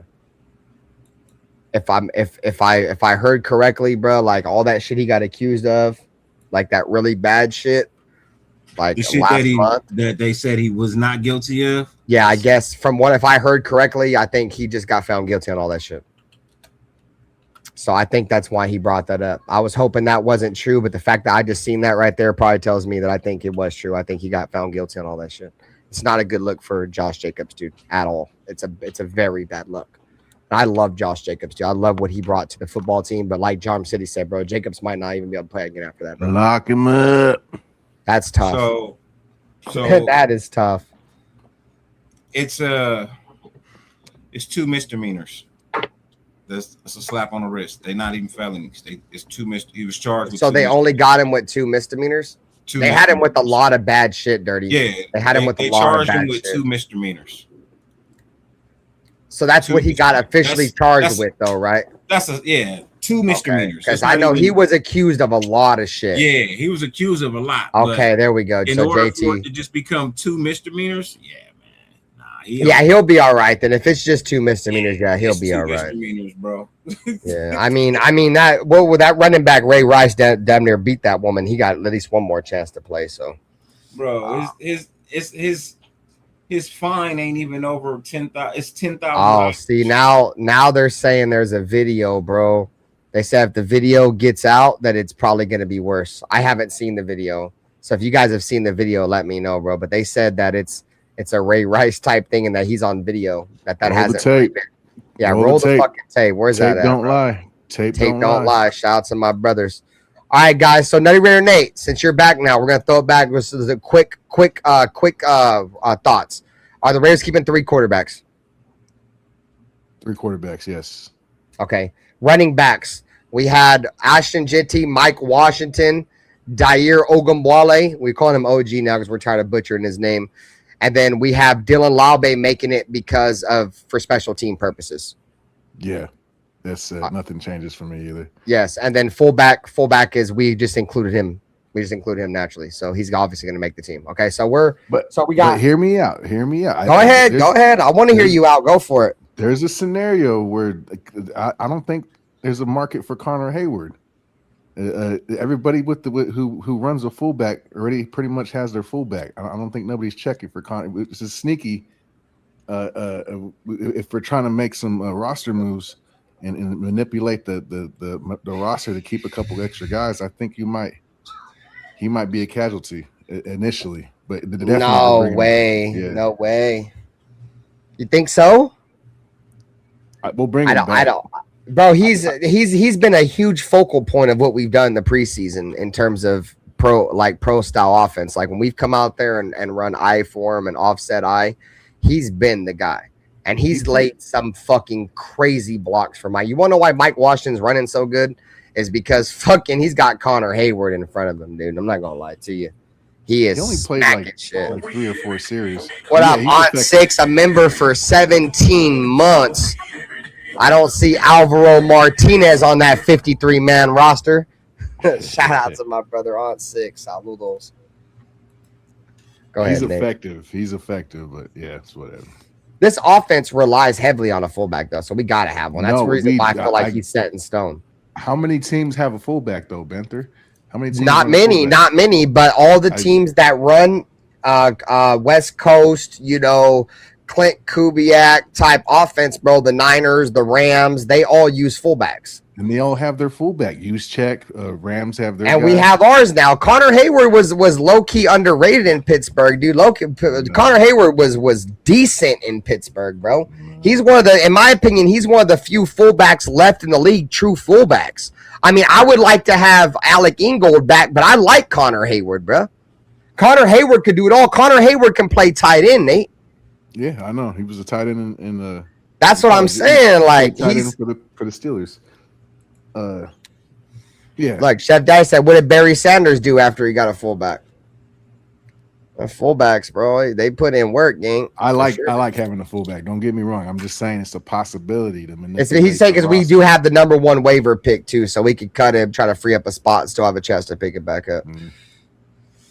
Rare Nation for life. If we're giving some hot takes, Hemby makes the team and Lauby gets cut. I don't know how much of a hot take that is. That's more Rare Nation for life. It is. I guess it kind of is, right? Because a lot of us think Lauby's going to make the team, but dude, Hemby played well. Hemby played extremely well in that preseason. And Lauby didn't look like fucking anything but Lauby, except in that one preseason game last week against the Texans. He looked decent, bro. Exactly. Out of one preseason game, one out of 3 preseason games, Lauby looked good. The rest of them shit, he just looked like Lauby. Hemby's actually looked good in all the preseason games. So, shout out to SoCal Slime. He's a Charger fan. Oh, you guys got Ingold? Yeah, fuck off, man. Of course he goes to the fucking Chargers. Of course he's got Mike McDaniel. Mike McDaniel is his offensive coordinator, of course. Yep. What was the play call, Charm City? What was the play call? I got to test some quick fire trivia. So if Alec Ingold scored the first play in Allegiant Stadium, what was the play call? All right, so let's move on, guys. Let's move on. So Nate's back. No, you're good. So we're moving to the tight ends. Right? Brock Bowers, Michael Mayer, Ian Thomas, and Albert O. I'm gonna just say this before you guys give your take. Ian Thomas looked like shit in that last game, dude. Yeah. He couldn't block, and he's supposed to be a blocking tight end against backups. He couldn't fucking catch a ball. He dropped every fucking pass. He looked fucking terrible. He's got a lot of guaranteed money. I think Ian Thomas makes the team as a blocker, but it did not look good for him, bro. So, Nutty Rare Nate, tight ends, how many are we keeping? 3. Ian Thomas makes it. Yeah, I think he makes it too. It's a bad game, but he makes it. I agree. He looked terrible though, bro. We're talking about trash can players of the game, dude. We go ahead and add, and we go ahead and put Ian Thomas on that joint. I ain't gonna lie. He had a drop.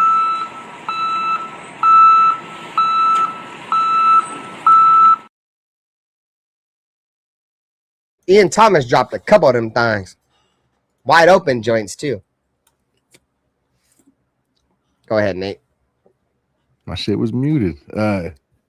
He also made a tackle on Washington, no? Did you see that? He blocked this guy right into Washington and he fucking lit him up. It was bad. Yeah.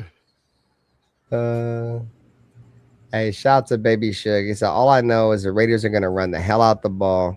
Shit. When was the last time the Raiders had 2,000-yard running backs? Or you mean 2 1,000-yard running backs that attributed for 2,000 yards, bro? I don't think the league has ever and ever will see 2,000-yard running backs. Get me? That would be insane. 2,000 yards. 2 2Ks? Nah.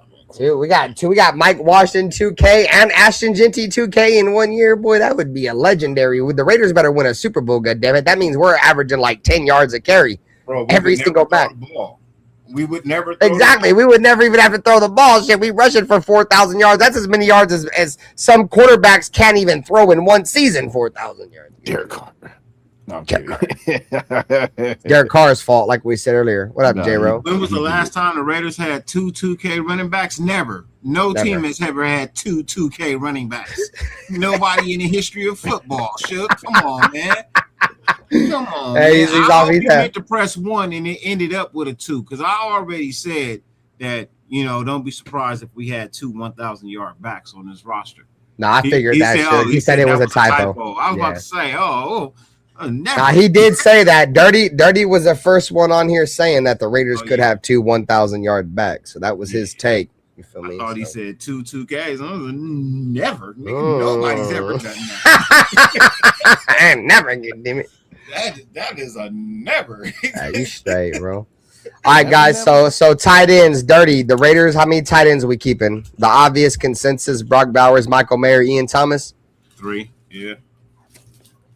Type shit. How many? You keeping track of the number? Yes, I am. We're currently at 11 players right now. We have 3 quarterbacks, 4 running backs, 1 fullback, and 3 tight ends. Yeah. Okay. Yeah, so we're currently at 11 players currently. Let me make a note of the actual positions so I don't forget. So quarterbacks, I think I just made it, bro. I'm fucking drunk. I ain't gonna lie. I drank that Voodoo Ranger and I'm faded, but we still hosting this bitch because that's how we do it. Get damn it, we in this bitch. All right, so Kirk quarterbacks 3: Kirk, Aiden Fernando, fullback Connor Hayward, running backs Ashton Genty, Mike Washington, OG, and Laube for special team purposes. And then we're going to have Brock, Michael, and Ian. So that leaves 1, 2, 3, 4, 5, 6, 7, 8. So, yeah, we're at 11 players. We're at 11 players right now currently. So we still have 14 more players to go. All right, guys. So let's move on. Wide receiver room. This motherfucker going to start an argument. I ain't going to lie. Jalen Naylor, Jack Besh, Dante Thornton, Derek Young, Devin Tompkins, Trey Tucker, Malik Benson, Shedrick Jackson, Brandon Johnson, Chase Roberts, EJ Williams. How many receivers? There's another row at the bottom. Oh, is there? No, there's no more rows. They're just these. So Trey Tucker, Jalen Naylor, Jack Besh. Oh, okay. There's 3 rows. And then Malik, Dante, Derek, and then Shedrick, Phillip, Dorsett, and Devin Tompkins. So I think we're gonna keep Trey, Jalen, Jack, Dante Thornton. So that's 4, right? Let me. I'm trying to scroll over, bro, but it won't fucking let me. Let me zoom out. He hasn't played off season. Here we go. Yeah, because Malik Benson ain't making the team. Fuck Malik Benson. He sucks. Spot. Yep. Over fucking Malik Benson. Sorry ass. He ain't even practicing. He at least he gonna go on the IR, gang. I don't give a fuck, bro. I seen enough. I love you, Nutty Ritter Nate, but I've seen enough. I'd rather give a motherfucker that ain't played at all with the skill set of Dante Thornton last year. Exactly, bro. Malik Benson ain't started shit except in a practice. Fuck Malik Benson. He sucks. Bench him because he was so garbage. Under that scheme, everybody was fucking garbage. Under that scheme was garbage. That scheme was garbage. So I'm keeping Jalen Naylor, Jack Besh, Dante Thornton, Trey Tucker. And then I think by default, like Dirty said earlier, I got to keep Malik Benson's sorry ass, but he had the ass end of the roster for me, at the ass end of the depth chart. So I'm gonna keep Jack Besh, Jalen Naylor, Trey Tucker, Dante Thornton, and Malik Benson. That's who's making the team for me. I'm keeping 5 receivers. Yeah, 5. Okay. Yeah, I'm so disappointed with Shedrick Jackson. He didn't pop out at all. I was hoping he'd really levitate. I'm hoping that Clint Kubiak can make him like what's his name, JNN out there in Seattle. JSN, yeah. Yeah. But yeah, it's pretty much the same 5 except for Dante Thornton, of course, and I have him switched out with Tompkins because he gives us punt returner. I like Tompkins, bro, because of that asset. I hear you for sure. So you got, but you got 5. You Dirty. How many receivers you got? You got 5 too. No. How many you got? I got 7 with 1 going to the IR. Yeah, I think Dante is going to IR. And all right, so let me make sure I put an asterisk on this so I know your shit's different. So then when we go back, I know how many people you have. So what's the total amount of wide receivers you're keeping? You said 7? Yeah. Okay. With 1 going to IR. Okay. Let's see, wide receivers. All right, who you got? Who you got? Like that. So I got the Raiders keeping Trey Tucker, Jalen Naylor, Jack Besh, Malik Benson, Cedric Johnson, and Devin Tompkins, with Dante going to IR until he's ready to come back. Okay, I'll just leave Dante Thornton off because it won't count towards our roster if he's on IR. So you got 1, 2, 3. So you got 6. We'll count it as 6. I got 6. And I see that because I honestly think what's going to happen is if, Dante Thornton's not ready, he's going to get stashed on IR. Mm-hmm. I hear a lot of people saying the Raiders should cut Dante Thornton. That's crazy talk, dude. That's absolute crazy talk. I get it. Like, he wasn't great in year 1, The same people that are saying Mendoza is ready too. So it's like, take that for face value. You know what I mean? You want me to cut somebody, but then you want to tell me that somebody is 100% ready to go out there and get his brains bashed in. Nah, I don't think he is. When we drafted Dante Thornton, at least for me, I knew Dante Thornton was a developmental player. Like, I knew what his route tree was in college. When he came out of Tennessee, he ran goes, he ran 9s, and he ran post routes. Like, that's all he ran. So I knew, his route tree was extremely limited when we drafted him. But the Raiders didn't draft Dante Thornton for what he was coming out of college. In my opinion, SpyTech does this. He drafts players that can be developed into being great, and he gives the coaches and the trainers the responsibility for developing these players. Unfortunately, we haven't developed Dante Thornton yet. And I could say the same thing for Darian Porter, because Darian Porter was another guy that was drafted as a developmental player, a guy that transitioned from wide receiver to corner. You feel me? So I'm willing to give Dante Thornton the benefit of the doubt. He's on a rookie contract. He was drafted in a bad scheme. They didn't want to play him, especially when he had Geno Smith throwing him the football, bro. So it's hard to judge him. I'm not cutting Dante Thornton. He goes on IR for me. So I agree with you, Dirty. If he doesn't make the roster, I think he goes on IR too. I haven't making the roster. I think he's going to be good by week 1. But time will tell. All right, so Dirty has us keeping 6 receivers. So I make sure I make a note of that because that's one more than what me and... Towards the end of the season, J-Ro. Somewhere towards the end of the season. But that's only if the Raiders seem to be out of it completely and we just got some easy games coming up. Like, say, he may get a chance against the Cardinals or some shit like that. You know what I mean? So, if they decide to play him, it might be... Yeah, this wide receiver room is extremely underwhelming, for sure. We don't know that yet. Just because they don't meet the physical measurements that people are asking for doesn't mean that they're not competent enough to at least go out there and get done what we need to get done. No, I feel you. It's on our quarterbacks too. Our wide receivers ran some nice routes yesterday, and they were overthrown. I mean, Fernando Mendoza threw some nice passes that were dropped too.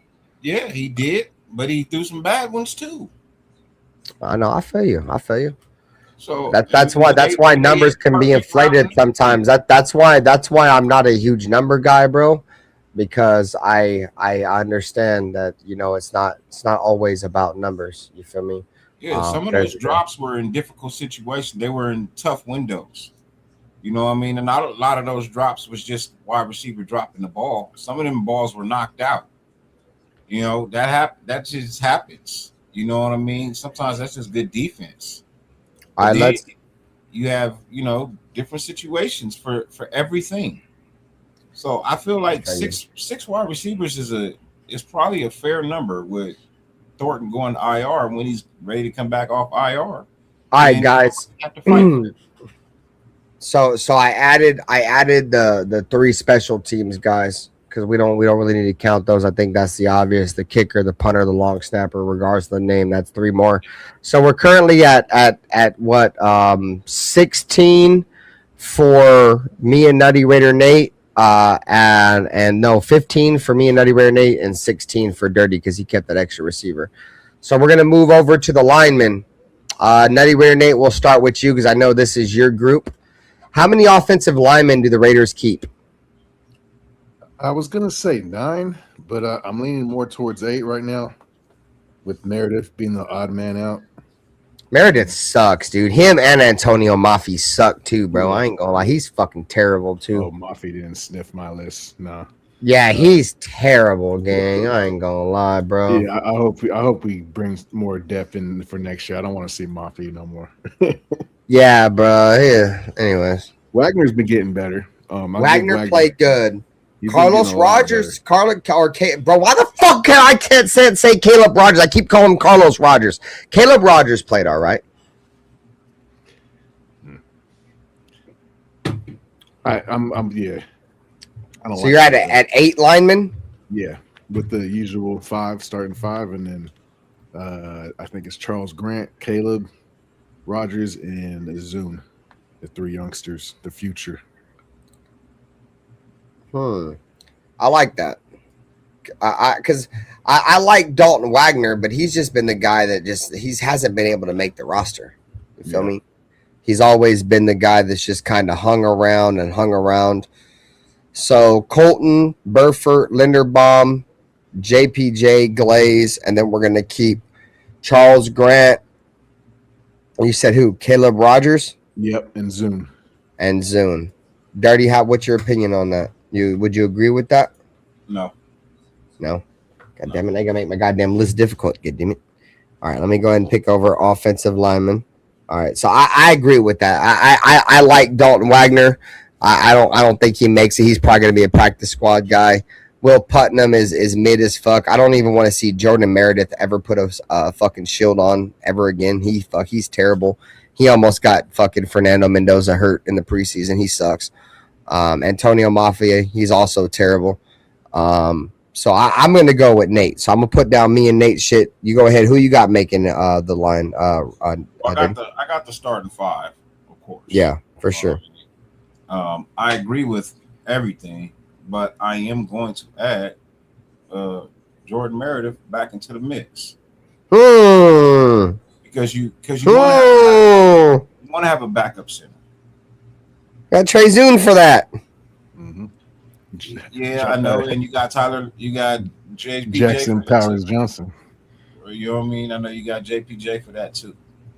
But here's the thing. Well, you might as well keep putting them too, I guess. Here's the thing. Dude, he's terrible, Dirty. There's no way we could keep him. He's terrible. Might be a better center than Meredith. I agree, Dirty. I mean, not Dirty, but Nate, bro, I agree, bro. I seen Will Putnam play center a couple snaps a couple years ago, and he looked better than goddamn Jordan Meredith. I'm just saying. There is a small world where they keep Jordan Meredith. Not necessarily saying that's what's going to happen. It's about the size of a fucking 2000 fucking cunt hair, dude. It's like small as shit. The small first 8 that you're talking about, I think that's solid.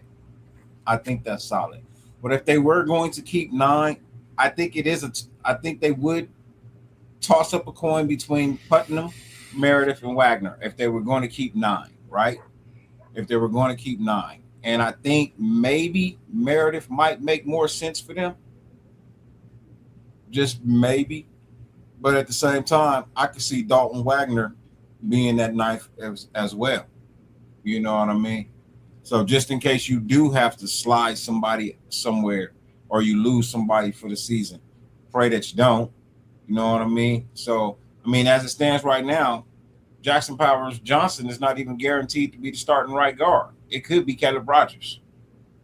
Fuck no. You know what I mean? So, like, we don't know. If somebody falls, you know, you want to have that. You want to have at least a good depth at that position. So, I mean, even if they don't keep them, I guarantee one of them dudes is going to the practice squad. Hey, that's not too true, J-Ro. I only want eight offensive linemen. I'm trying to conserve for the defensive Yeah, side. I understand, but I'm telling you, at least one or two of them dudes is going to the practice squad. All right, Dirty. So tell me who the offensive linemen, how many you had outside the starting five? I got Grant, Rogers, and Zoom, and then quite possibly Wagner or Meredith, or not both, one or the other. So total, like says you got a total of 9 linemen. Okay, cool. Because me and Nate have 8 linemen. Okay, so let's see the numbers right now. So 1, 2, 3, 4, 5, 6, 7, 8, 9, 10, 11, 12, 13, 14, 15, 16, 17 for Dirty, 18, 19, 20, 21, 22, 23, 24, 25. So Dirty's at 25 right now. So that his offense is complete as he just finished his offensive line. Me and Nutty Ritter Nate, 1, 2, 3, 4, 5, 6, 7, 8, 9, 10, 11, 12, 13, 14, 15. Should be 24. Yeah, we're at 24. Yeah, thanks, Nutty Ritter Nate, for helping keeping up, dude. So we're at 24. So we went over the offensive line. Who that since Dirty's finished, Nutty Ritter Nate, who do you think's gonna make the team that we didn't mention? We have one more spot. I mean, or are you going to fill that spot on I'm defense? good with 24. Yeah, on offense. I want more defensive players. You need cool. So we finished on special teams. Me and Nutty Rare. I agree with that, bro. I think I'm rolling with the defense too. So I think I'm settling with 24 on offense, and then Nutty Rare Nate sells for 24, and Dirty finishes roster with 25. Teams is already accounted for. No, he's just talking about like extra guys, like fucking like how we included Lobby. You know how we included Lobby into the running back room. I've already included like some of those linemen are going to be fucking on the special teams. Okay, cool. You know what I mean? They're still roster receivers. They're going to be on special teams. No, we get it. We just want to make sure that every single depth chart position offensively is covered, if they're playing special teams or not. Because literally, we put Laube in the running back room only for special teams. So I hear what you're saying. You're good. We're all on the same page here. All right, guys. So defensive ends, edge players. Thomas Booker, Max Crosby, Kwity Paye, Kieron Crawford, Malcolm Kuntz, Brandon Cleveland. Or not? That's a defensive tackle. My bad, bro. They have him for whatever reason. They have him labeled as defensive end here.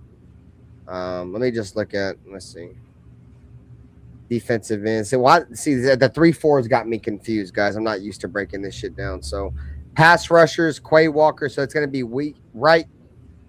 strong linebacker and weak linebacker. Okay, so these are your pass rushers: Max Crosby, Kwity Paye, Malcolm Kuntz.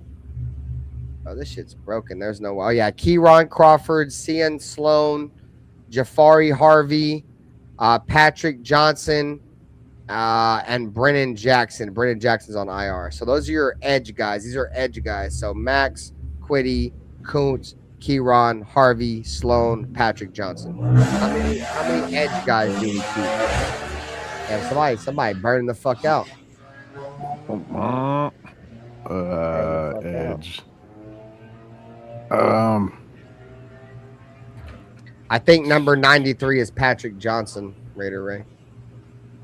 I think is Crawford considered an edge? Yeah. I think Crawford's he's going edge. IR. So, but I think we keep 5. 5 pass rushers. Okay, who you got? Max, Kwity, Kuntz. And let me zoom in somewhere. Yeah. All right, so these are the rushers they have on here, bro. They have weak side linebacker and strong side linebacker is where the pass rushers are at. See if I zoom in, I can't scroll out. That's good enough right there. Oh, it's Johnson for sure. Patrick Johnson was Keon. He benefited off of Keon getting hurt. All right, so let's see D line. So obviously we're gonna have Max, Hay, fucking Kuntz. Who else for surely about to make that bitch? That's pretty much like the locks for sure. I mean, obviously, old buddy Kieran Crawford, but he's probably going to go on IR. Do we add him to the roster? No, that shouldn't count. That's what I'm saying. Yeah. So how many pass rushers do we have? We have Max, Quiddy, and Kuntz, right? And no, you also Patrick got Johnson. You also got Patrick Johnson. Okay, he was balling. Yeah, you got to bring Patrick Johnson into the mix. You have to bring Patrick Johnson. And Brandon Jackson, he was balling too before he got hurt. Yeah, how severe is that injury? I don't know. I think it's season ending. It's season ending. Yeah, it was season ending IR. He was a solid piece. Scroll over and see. It should say next to his name.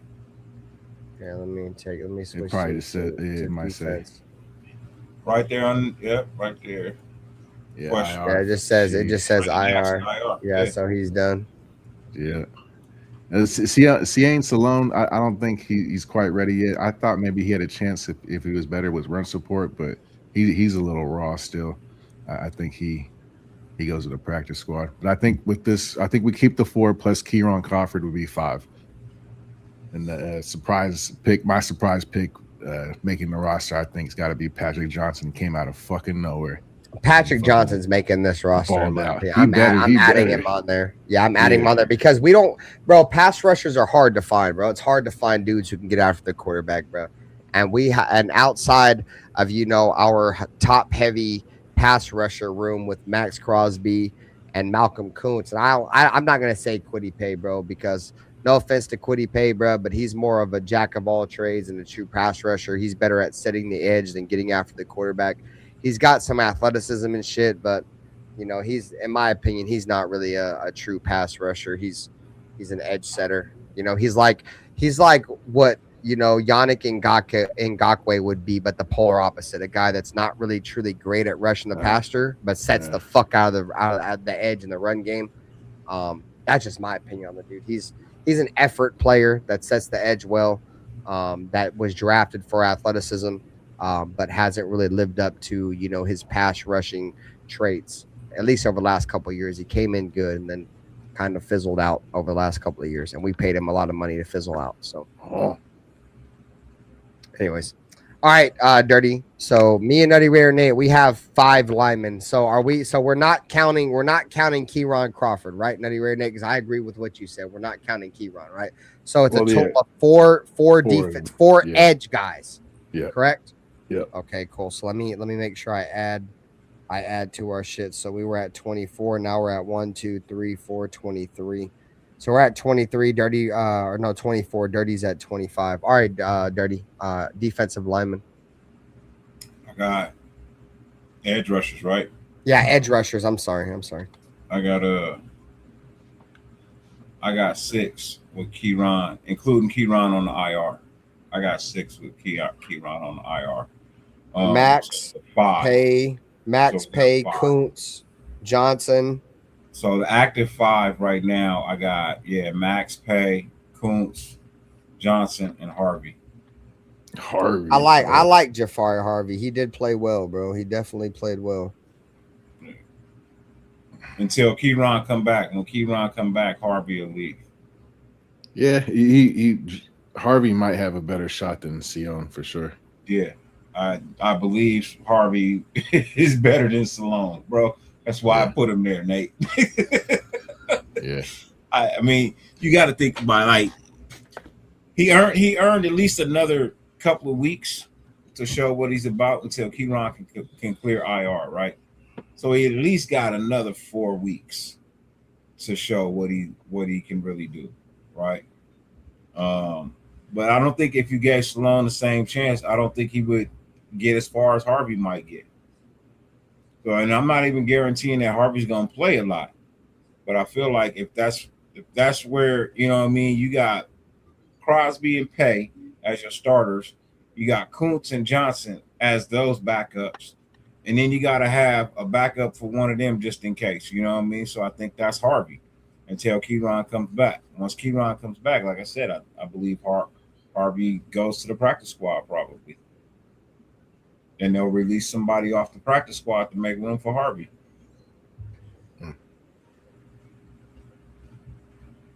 Jafari Harvey played decent in the preseason. I'm not gonna lie, bro. So you're kind of he played better than Stallone. You're splurging all over the place. When are you going to start? you're filling up the roster. Nate, I got 28 players to put on defense, man. That's only 5 of them.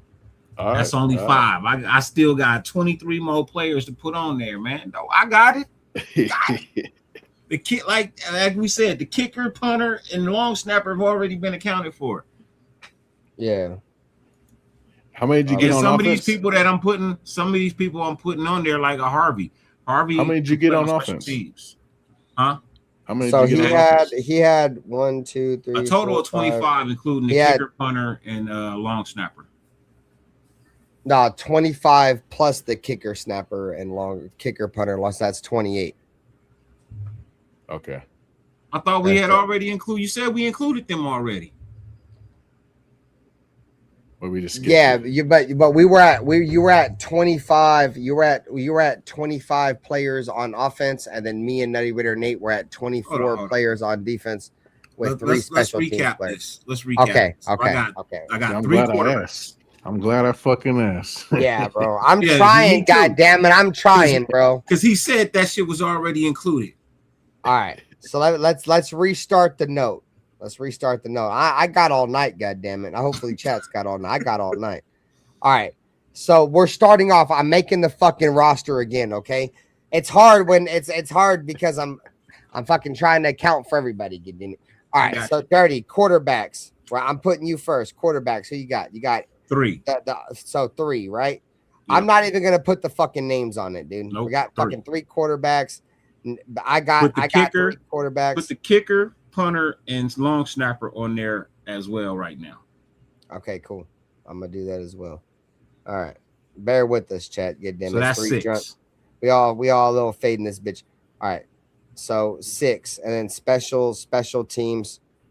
Jimmy, I usually just add them at the end to keep it all even. I hear you, Nate. Yeah, but he threw the 3 in, so yeah, that's why. Yeah. So now we at 6. All right, so then we at what? What positions next? Running back. Running backs. All right. So how many you got, Dirty? 4. Dirty got 4. Nate, how many you got? Same.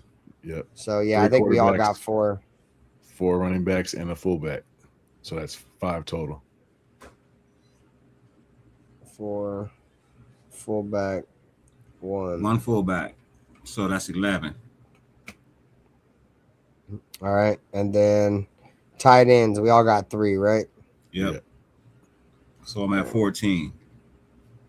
9, 3, Ben, 3, Nate, 3, and then offensive lineman. I got 8. Dirty got 9. All right. Good, Jimmy. Nate 8 and 8 2. All right, so that's the offense, right? So 3. I'm gonna have to drop it. I'm gonna have to drop it to 8. There we go. Ride with the 8, yeah. Starting to see the light, huh? Yeah. I'm gonna have to ride with the 8. Who's walking the plank?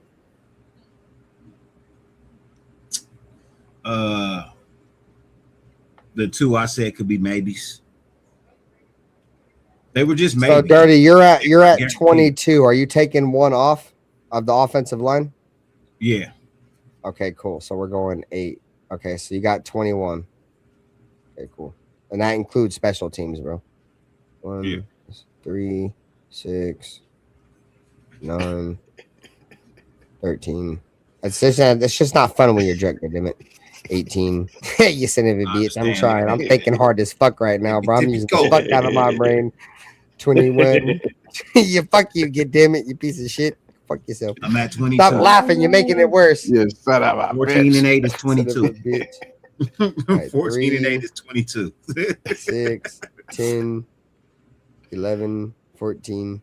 Okay, so 22 dirty with the fullback. Sorry, dude. You guys keep track yourself in case you guys think I'm fucking up. God damn it, I'm trying. All right, so 3, 6, 9. All right. 13, 14, 17, 25. So with the with the offense or with the offense and special teams combined, me and Nutty Raider Nate are at 25 players, and Dirty is at 22 players. If I add this shit up correctly, I'm gonna go over it again, Nate. You correct me if I'm wrong. All right. So I went over Dirty. Dirty was correct, right? We so should all be at 22, right? Nah, fuck no. Let's see. So that's why I'm gonna go over it real quick. So Nate, you got 3 quarterbacks, right? Yeah. Okay. We got 3 special teams, right? That's 6. Yeah. Okay. And then we got 4 running backs. This doesn't include the fullbacks. That's 4. That's 10. Fullback is 4. Is 14. Is 15, right? And then we have 3 tight ends, which is 18. And then we kept 8 offensive linemen. Right? No. Hold on, wait a minute. No. You just skipped. Right. You skipped. Yeah. You went from 11 3 to quarterbacks, 3 special teams, that's 6. We're all keeping 4 running backs, that's 10. Okay. Right? We're all keeping 3 tight ends. That's 13. I skipped the tight ends. That's where it's at. God damn it, I'm not good at this. You son of a bitch. I'm drunk. I definitely don't help my kids with my math homework when I'm drunk. I definitely don't do this shit sober. Okay, let's continue. All right. So from there, we're all keeping 8 linemen. So that's 21. It should be 27 total with the kicker, long snapper. No, that's 21 right there. Yeah. With the 8 linemen, that's 21. And then we're all keeping 5 receivers?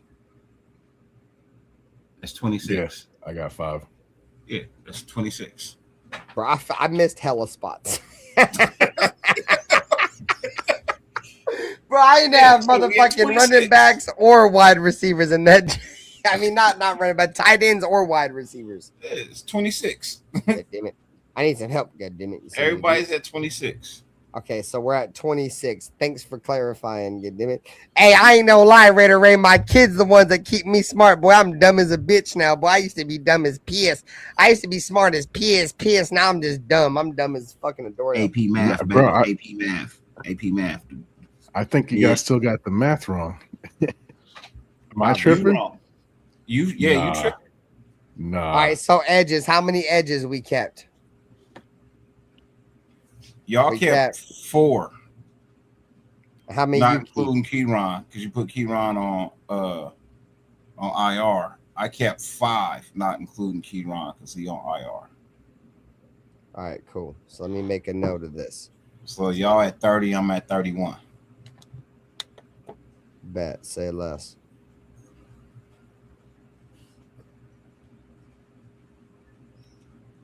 Bro, I ain't good at this. I can't see my phone. See, dirty. All right, cool. All right, so you said we're at 30 and you're at 31. Okay, cool. Bet. All right, so here we go. Defensive tackle, bro. This fucking roster is confusing, bro, because they have all these weird ass positions that I'm not used to seeing because I'm not great at looking at a 3-4, bro. All right, so now we got Adam Butler, JJ Pegues, Gary Smith, Jonah Luwalu, Tonka Hemingway, Trevor Maiai. How many of these interior guys make it?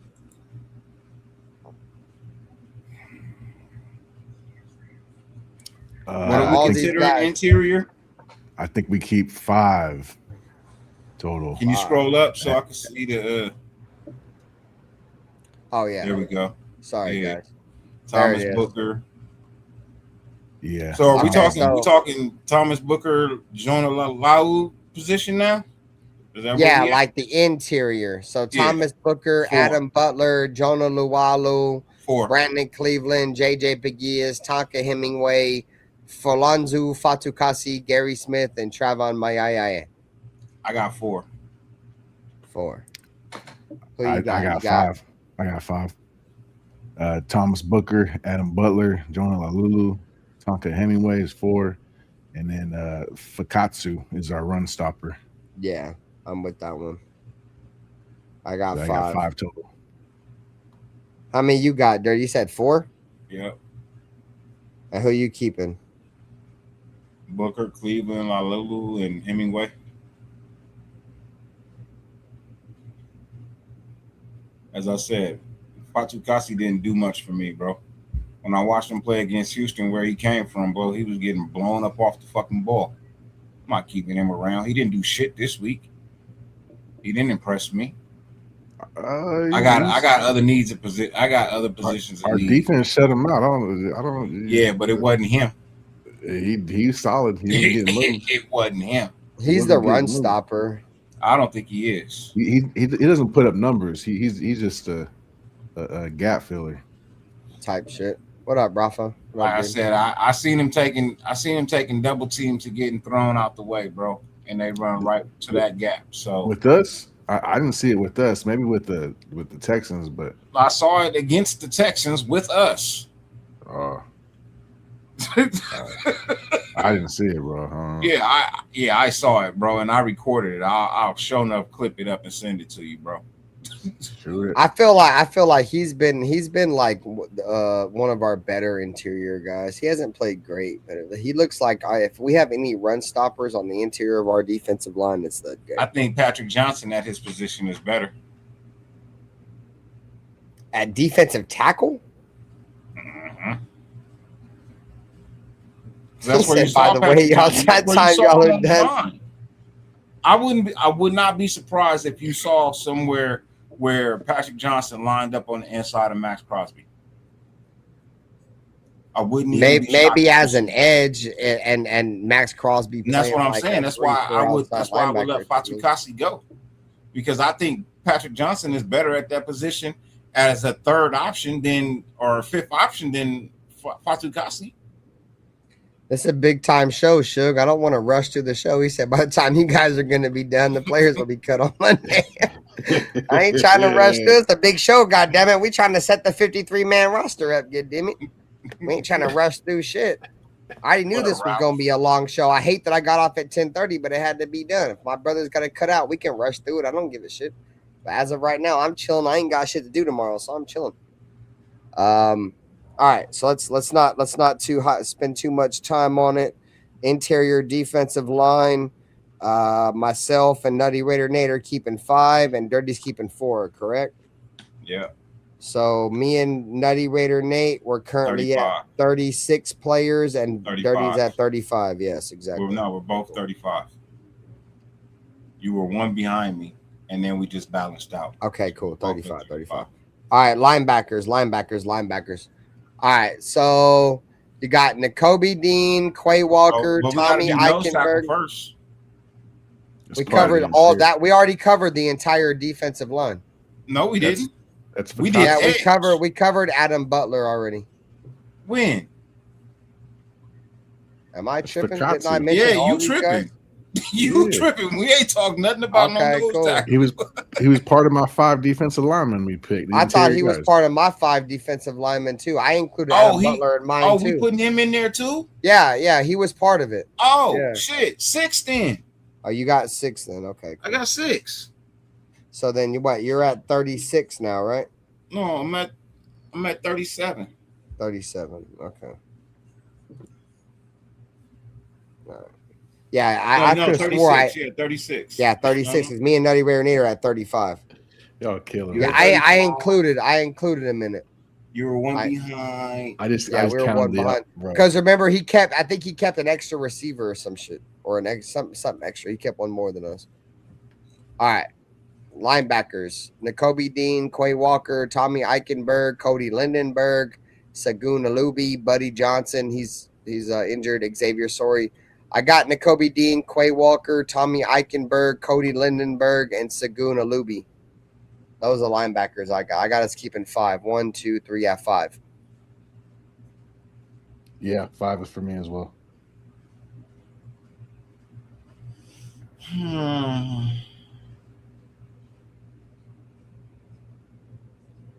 Yeah, I guess I could go with that. I mean, I like. I'm not gonna say it. There's just nobody else, bro. That's the thing is I feel like a lot of these 5 guys won by default. Yeah. Nakobe Dean, Quay Walker, your starters. Tommy Eichenberg, Cody Lindenberg are key contributors on defense. And Sagoon Alubi has been that guy that has shown up a little bit in the preseason. That's probably going to be the depth piece of your linebacker. Those other guys ain't done much of nothing. So yeah, exactly. I'm at 40. Let's see. Y'all at 39. Let's see, 40. Yeah. So no, y'all at 40. I'm at 41. Yeah. So 40. 41. This shit's tough, bro. I'm not gonna lie, gang. Trying to keep up with all these fucking numbers. Love you, Bueno, dog. I hate that I got off late for the 53-man roster show, bro, but it is what it is. Take it easy, bro. Enjoy the rest of your night, my brother, and have a great day at work. I got to work tomorrow, too. We're just trying to push through it. We're trying to push through it, bro. Almost done. We're almost out of here. DBs now. All right, so we got corners. Eric Stokes, Darian Porter, DeCam Richardson, Hezekiah Massis, Jermod McCoy, and that's it. And Jagubi, he's on Jacoby Anuiism. He's on IR. So I got Stokes, Porter, Hezekiah. Yeah, I got them all making the roster. I got all 5 of them making the roster. Who's the 5th one? DeCam? Yep.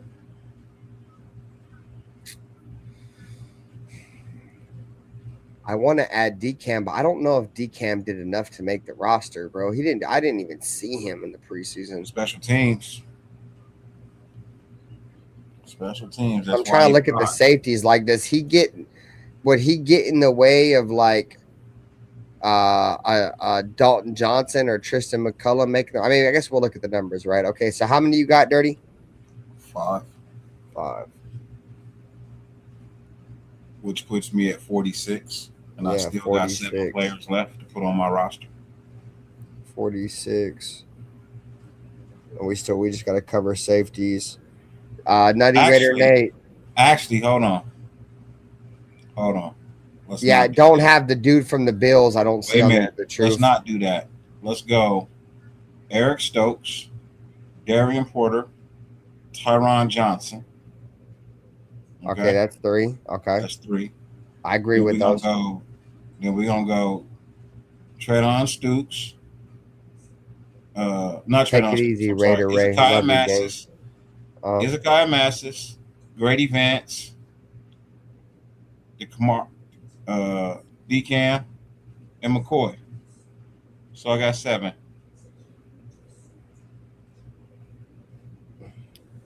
Okay, so I didn't see Teron Johnson there neither. Great catch, the truth. I don't know why he's not on there. Okay, so no, it's Nickelback right there. I see it now. Yeah. Sorry, I'm blind. But they consider corners too. So I feel you. I just didn't see in that bracket. I'm going with 7. This whole outlier of this shit's been confusing, bro. Yeah. Like they have 3-4 is bullshit. Yeah, bro, it's confusing as piss. Like, obviously, it's a better defense, in my opinion, than 4-3, but it just confused me. This is the first time I've ever broke it down. All right, so I have Eric Stokes, Darian Porter, Teron Johnson, and then I have Greedy Vance, Hezekiah Massis, Jermod McCoy, and that's it. So I got 6. I got 6 corners. Did I forget anybody? You guys might. I think I called out 6. I think you forget. I don't know. I don't think DCam did enough for me. I hear what you're saying. Like, he's been there, but I don't know if he did enough for me this preseason. I didn't see his name at all. Period. I did. And I even brought it up in a couple of shows, the fact that I seen improvement from what he did last year. You know what I mean? There's not very many. There's not very many other options. And the coaches have been talking about it's almost like he wins by default. Yep. I hear you. No, I'm not saying it's a bad thing. It's just not a bad take by you. It's just that's how bad the Raiders are, bro. Like, we got motherfuckers having to win positions by default. But you got to remember, some of these people are staying on the team for special teams too. No, for sure. You know what I mean? So And 7. I guess I can go with 7. You last on the depth chart of that position. You on special teams. I can go with 7. All right. So Dirty's at 48. I'm at 47. How many are you keeping, Nate? Safeties. Or corners. 5. I'm sorry, corners. 5. 7 corners. Okay, 7 corners. Okay, cool. So Nate 7. So we're all in agreements there. So me and Nutty Raider Nate are at 47, moving into the safeties, and Dirty is at 48. All right, safeties. Finish the show out strong, fellas. Jeremy Chin, Isaiah Polomal, Dalton Johnson, Traydon Stooks, Devin Lafayette, and Tristan McCullum. I'm going 5. 5. I'm going 5. Chin. So that wraps it up for you right there. That's 53. Yep, that's 53. I'm going Chin, Palomal, and even though Traydon Stooks is the starting free safety. So actually, let's go Chin, Traydon. Oh, we're not even writing no names down, but Palomal after that, Dawson, and then I'm gonna have to go Tristan McCullum. Yeah, I like Tristan McCullum. Yeah, I'm in agreement with you, bro. I'm going Jeremy Chin, Isaiah Polomal, Traydon Stooks, Dalton Johnson, and Tristan McCullum. Well, I got the way 5. our roster set, you can keep all 6. We could because we got 1 extra spot. Mm-hmm. I'm gonna get into my 1 extra. I don't know if I want to spend it on safety. So Nutty Raider Nate, what you got? You over here drawing up plays and shit? Nah, I got you got the same board I got, you son of a bitch. Stop copying me. Nah, so how many guys got on offense again? One more time. I'm gonna give you guys a chance. Bro, don't fucking do this to me, dude. I don't want to go back and try to keep track. We already counted all this shit already. I don't fucking know. I think we're like 24 and 25. I don't fucking remember, dude. You got me going back and trying to keep track. Motherfucker, that's why we fucked up the flow of the show earlier. We had the flow already. Get him. I don't know how many we had. I'm going to try to add it up. God damn you, Nutty Raider Nate. My OCD, bro, wouldn't fucking leave it alone. We had 3 quarterbacks. You guys were wrong. We had 3 quarterbacks, 4 running backs, 1 fullback, 3 tight ends. I don't think that's right. 8 offensive linemen and 3 wide receivers, including the special teams. Bro, I don't fucking know, bro. Fuck this. I'm done. I don't want this shit no more. Yeah, I can't think straight. I don't remember. It's all good. We got our 53. I know where I'm at. Well, you go ahead and clarify your last, because I've been keeping track in terms of where we was at the mark, but in terms of going back and keeping track of offense, bro, I blew past the offense about an hour ago. Yeah. I ain't gonna lie to you. Greedy Vance slips in because in my opinion, right at the end, he's one of my. I mean, I see that. I could probably throw him in there too. I like Greedy Vance too, which is my issue with Greedy Vance, bro. He's hella little, bro. Greedy Vance made my cut. He made the cut for me. He's scrappy. You're right. He's little. He's scrappy. He's a better option than what these other guys showed us. I kept track, but then I didn't like number the offense. But well, I got like 5 safeties. I'm sure if you guys rewind the show, you guys will fucking remember. You guys will help me remember a little bit. Leave a comment. It's a late night show, guys. I apologized for that. I've been at work all day. I got on this bitch drunk. And I thought, we broke down the roster a little bit. We got our 53 in there. Not great with numbers sometimes, especially when I'm fucking drinking. All right, guys. Appreciate y'all. Love you guys. Black Saturday back tomorrow. Make sure you guys are subscribed to the Black Saturday channel. We appreciate all you guys coming through for Shirley, regardless if you were in the Natural Born Raider podcast, the Loaded Box, or in the Silver and Black Lounge. It's been a pleasure. You know what I'm saying? You guys got anything for us on the way out? Nutty Raider Nate, Dirty? Nope. Have a good night. It's almost 1 o'clock. It's late. Yeah, bro. And that's another thing, bro. We was pushing this bitch, bro. I'm sorry that we did a 53-man roster at 10:30 at night, guys. I apologize for that. I had to work tonight, guys. I apologize. Capital Dark Side. Welcome. Thanks, dude. Welcome to the channel. Sorry you tuning in as we're leaving, but if you got time, watch the rewind. Leave a comment. Definitely rewind the show.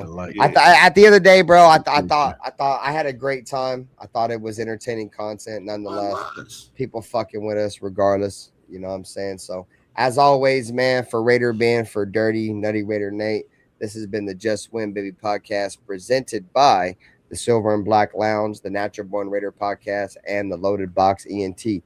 Just the Black Saturday, we'll be back tomorrow, man. Make sure you guys jump in. Black Saturday, go subscribe. And Capital Dark Side with the subscription on the way out, bro. Appreciate you, dog. Appreciate that. 50 you, billion bro. things on the face of the planet you could be doing. The fact that you allowed us to grace your screen for any amount of time is greatly appreciated. More than we can verbally express. Type shit, bro. Love you guys, man. We'll catch you guys on the flip, bro. I'm a Raider, though. Raiders. For the cheapest and safest Madden 27 coins and coins across all video games, check out MMOEXP.com. Use code THELOUNGE for 8% off. Thank you, MMOEXP, for sponsoring today's stream.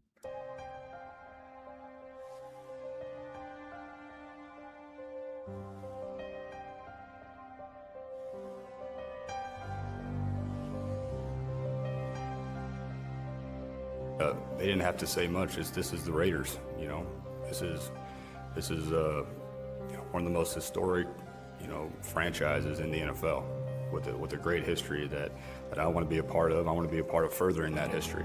You know, when you say commitment to excellence, okay, and you look at the walls around here, and you look at the players on this wall, and there's a history. There's a history of Hall of Fame players here. There's a history of Super Bowls, and that's. And with all this situation and all this shit I went through, the biggest thing that I took from it is I don't give a what everybody has to say. Truly, I really don't give a. Play clock down to 1. Williams batted up in the air, and it is picked. Crosby. He has been a beast. We do believe that this is a game psychologically of intimidation and of fear. I don't mean cowardly fear, but fear. But the Chargers and all those teams. To be honest, I don't like any of them. I hate all teams. The other team's quarterback must go down, and he must go down hard. But the Chargers. What I call the vertical game. We were going to stretch the field vertically. When we came out of the huddle, we weren't looking for first downs. We didn't want to move the chains. We wanted touchdowns. We wanted the big play, the quick strike. It's number one to say you want to do that. It's number two to say that you have the players to do it, but it's number three to do it. Hard. Try not to make mistakes, but don't worry about mistakes because there's only one thing that counts. Just win. Your commitment to excellence and your will to win will endure forever. You will not give.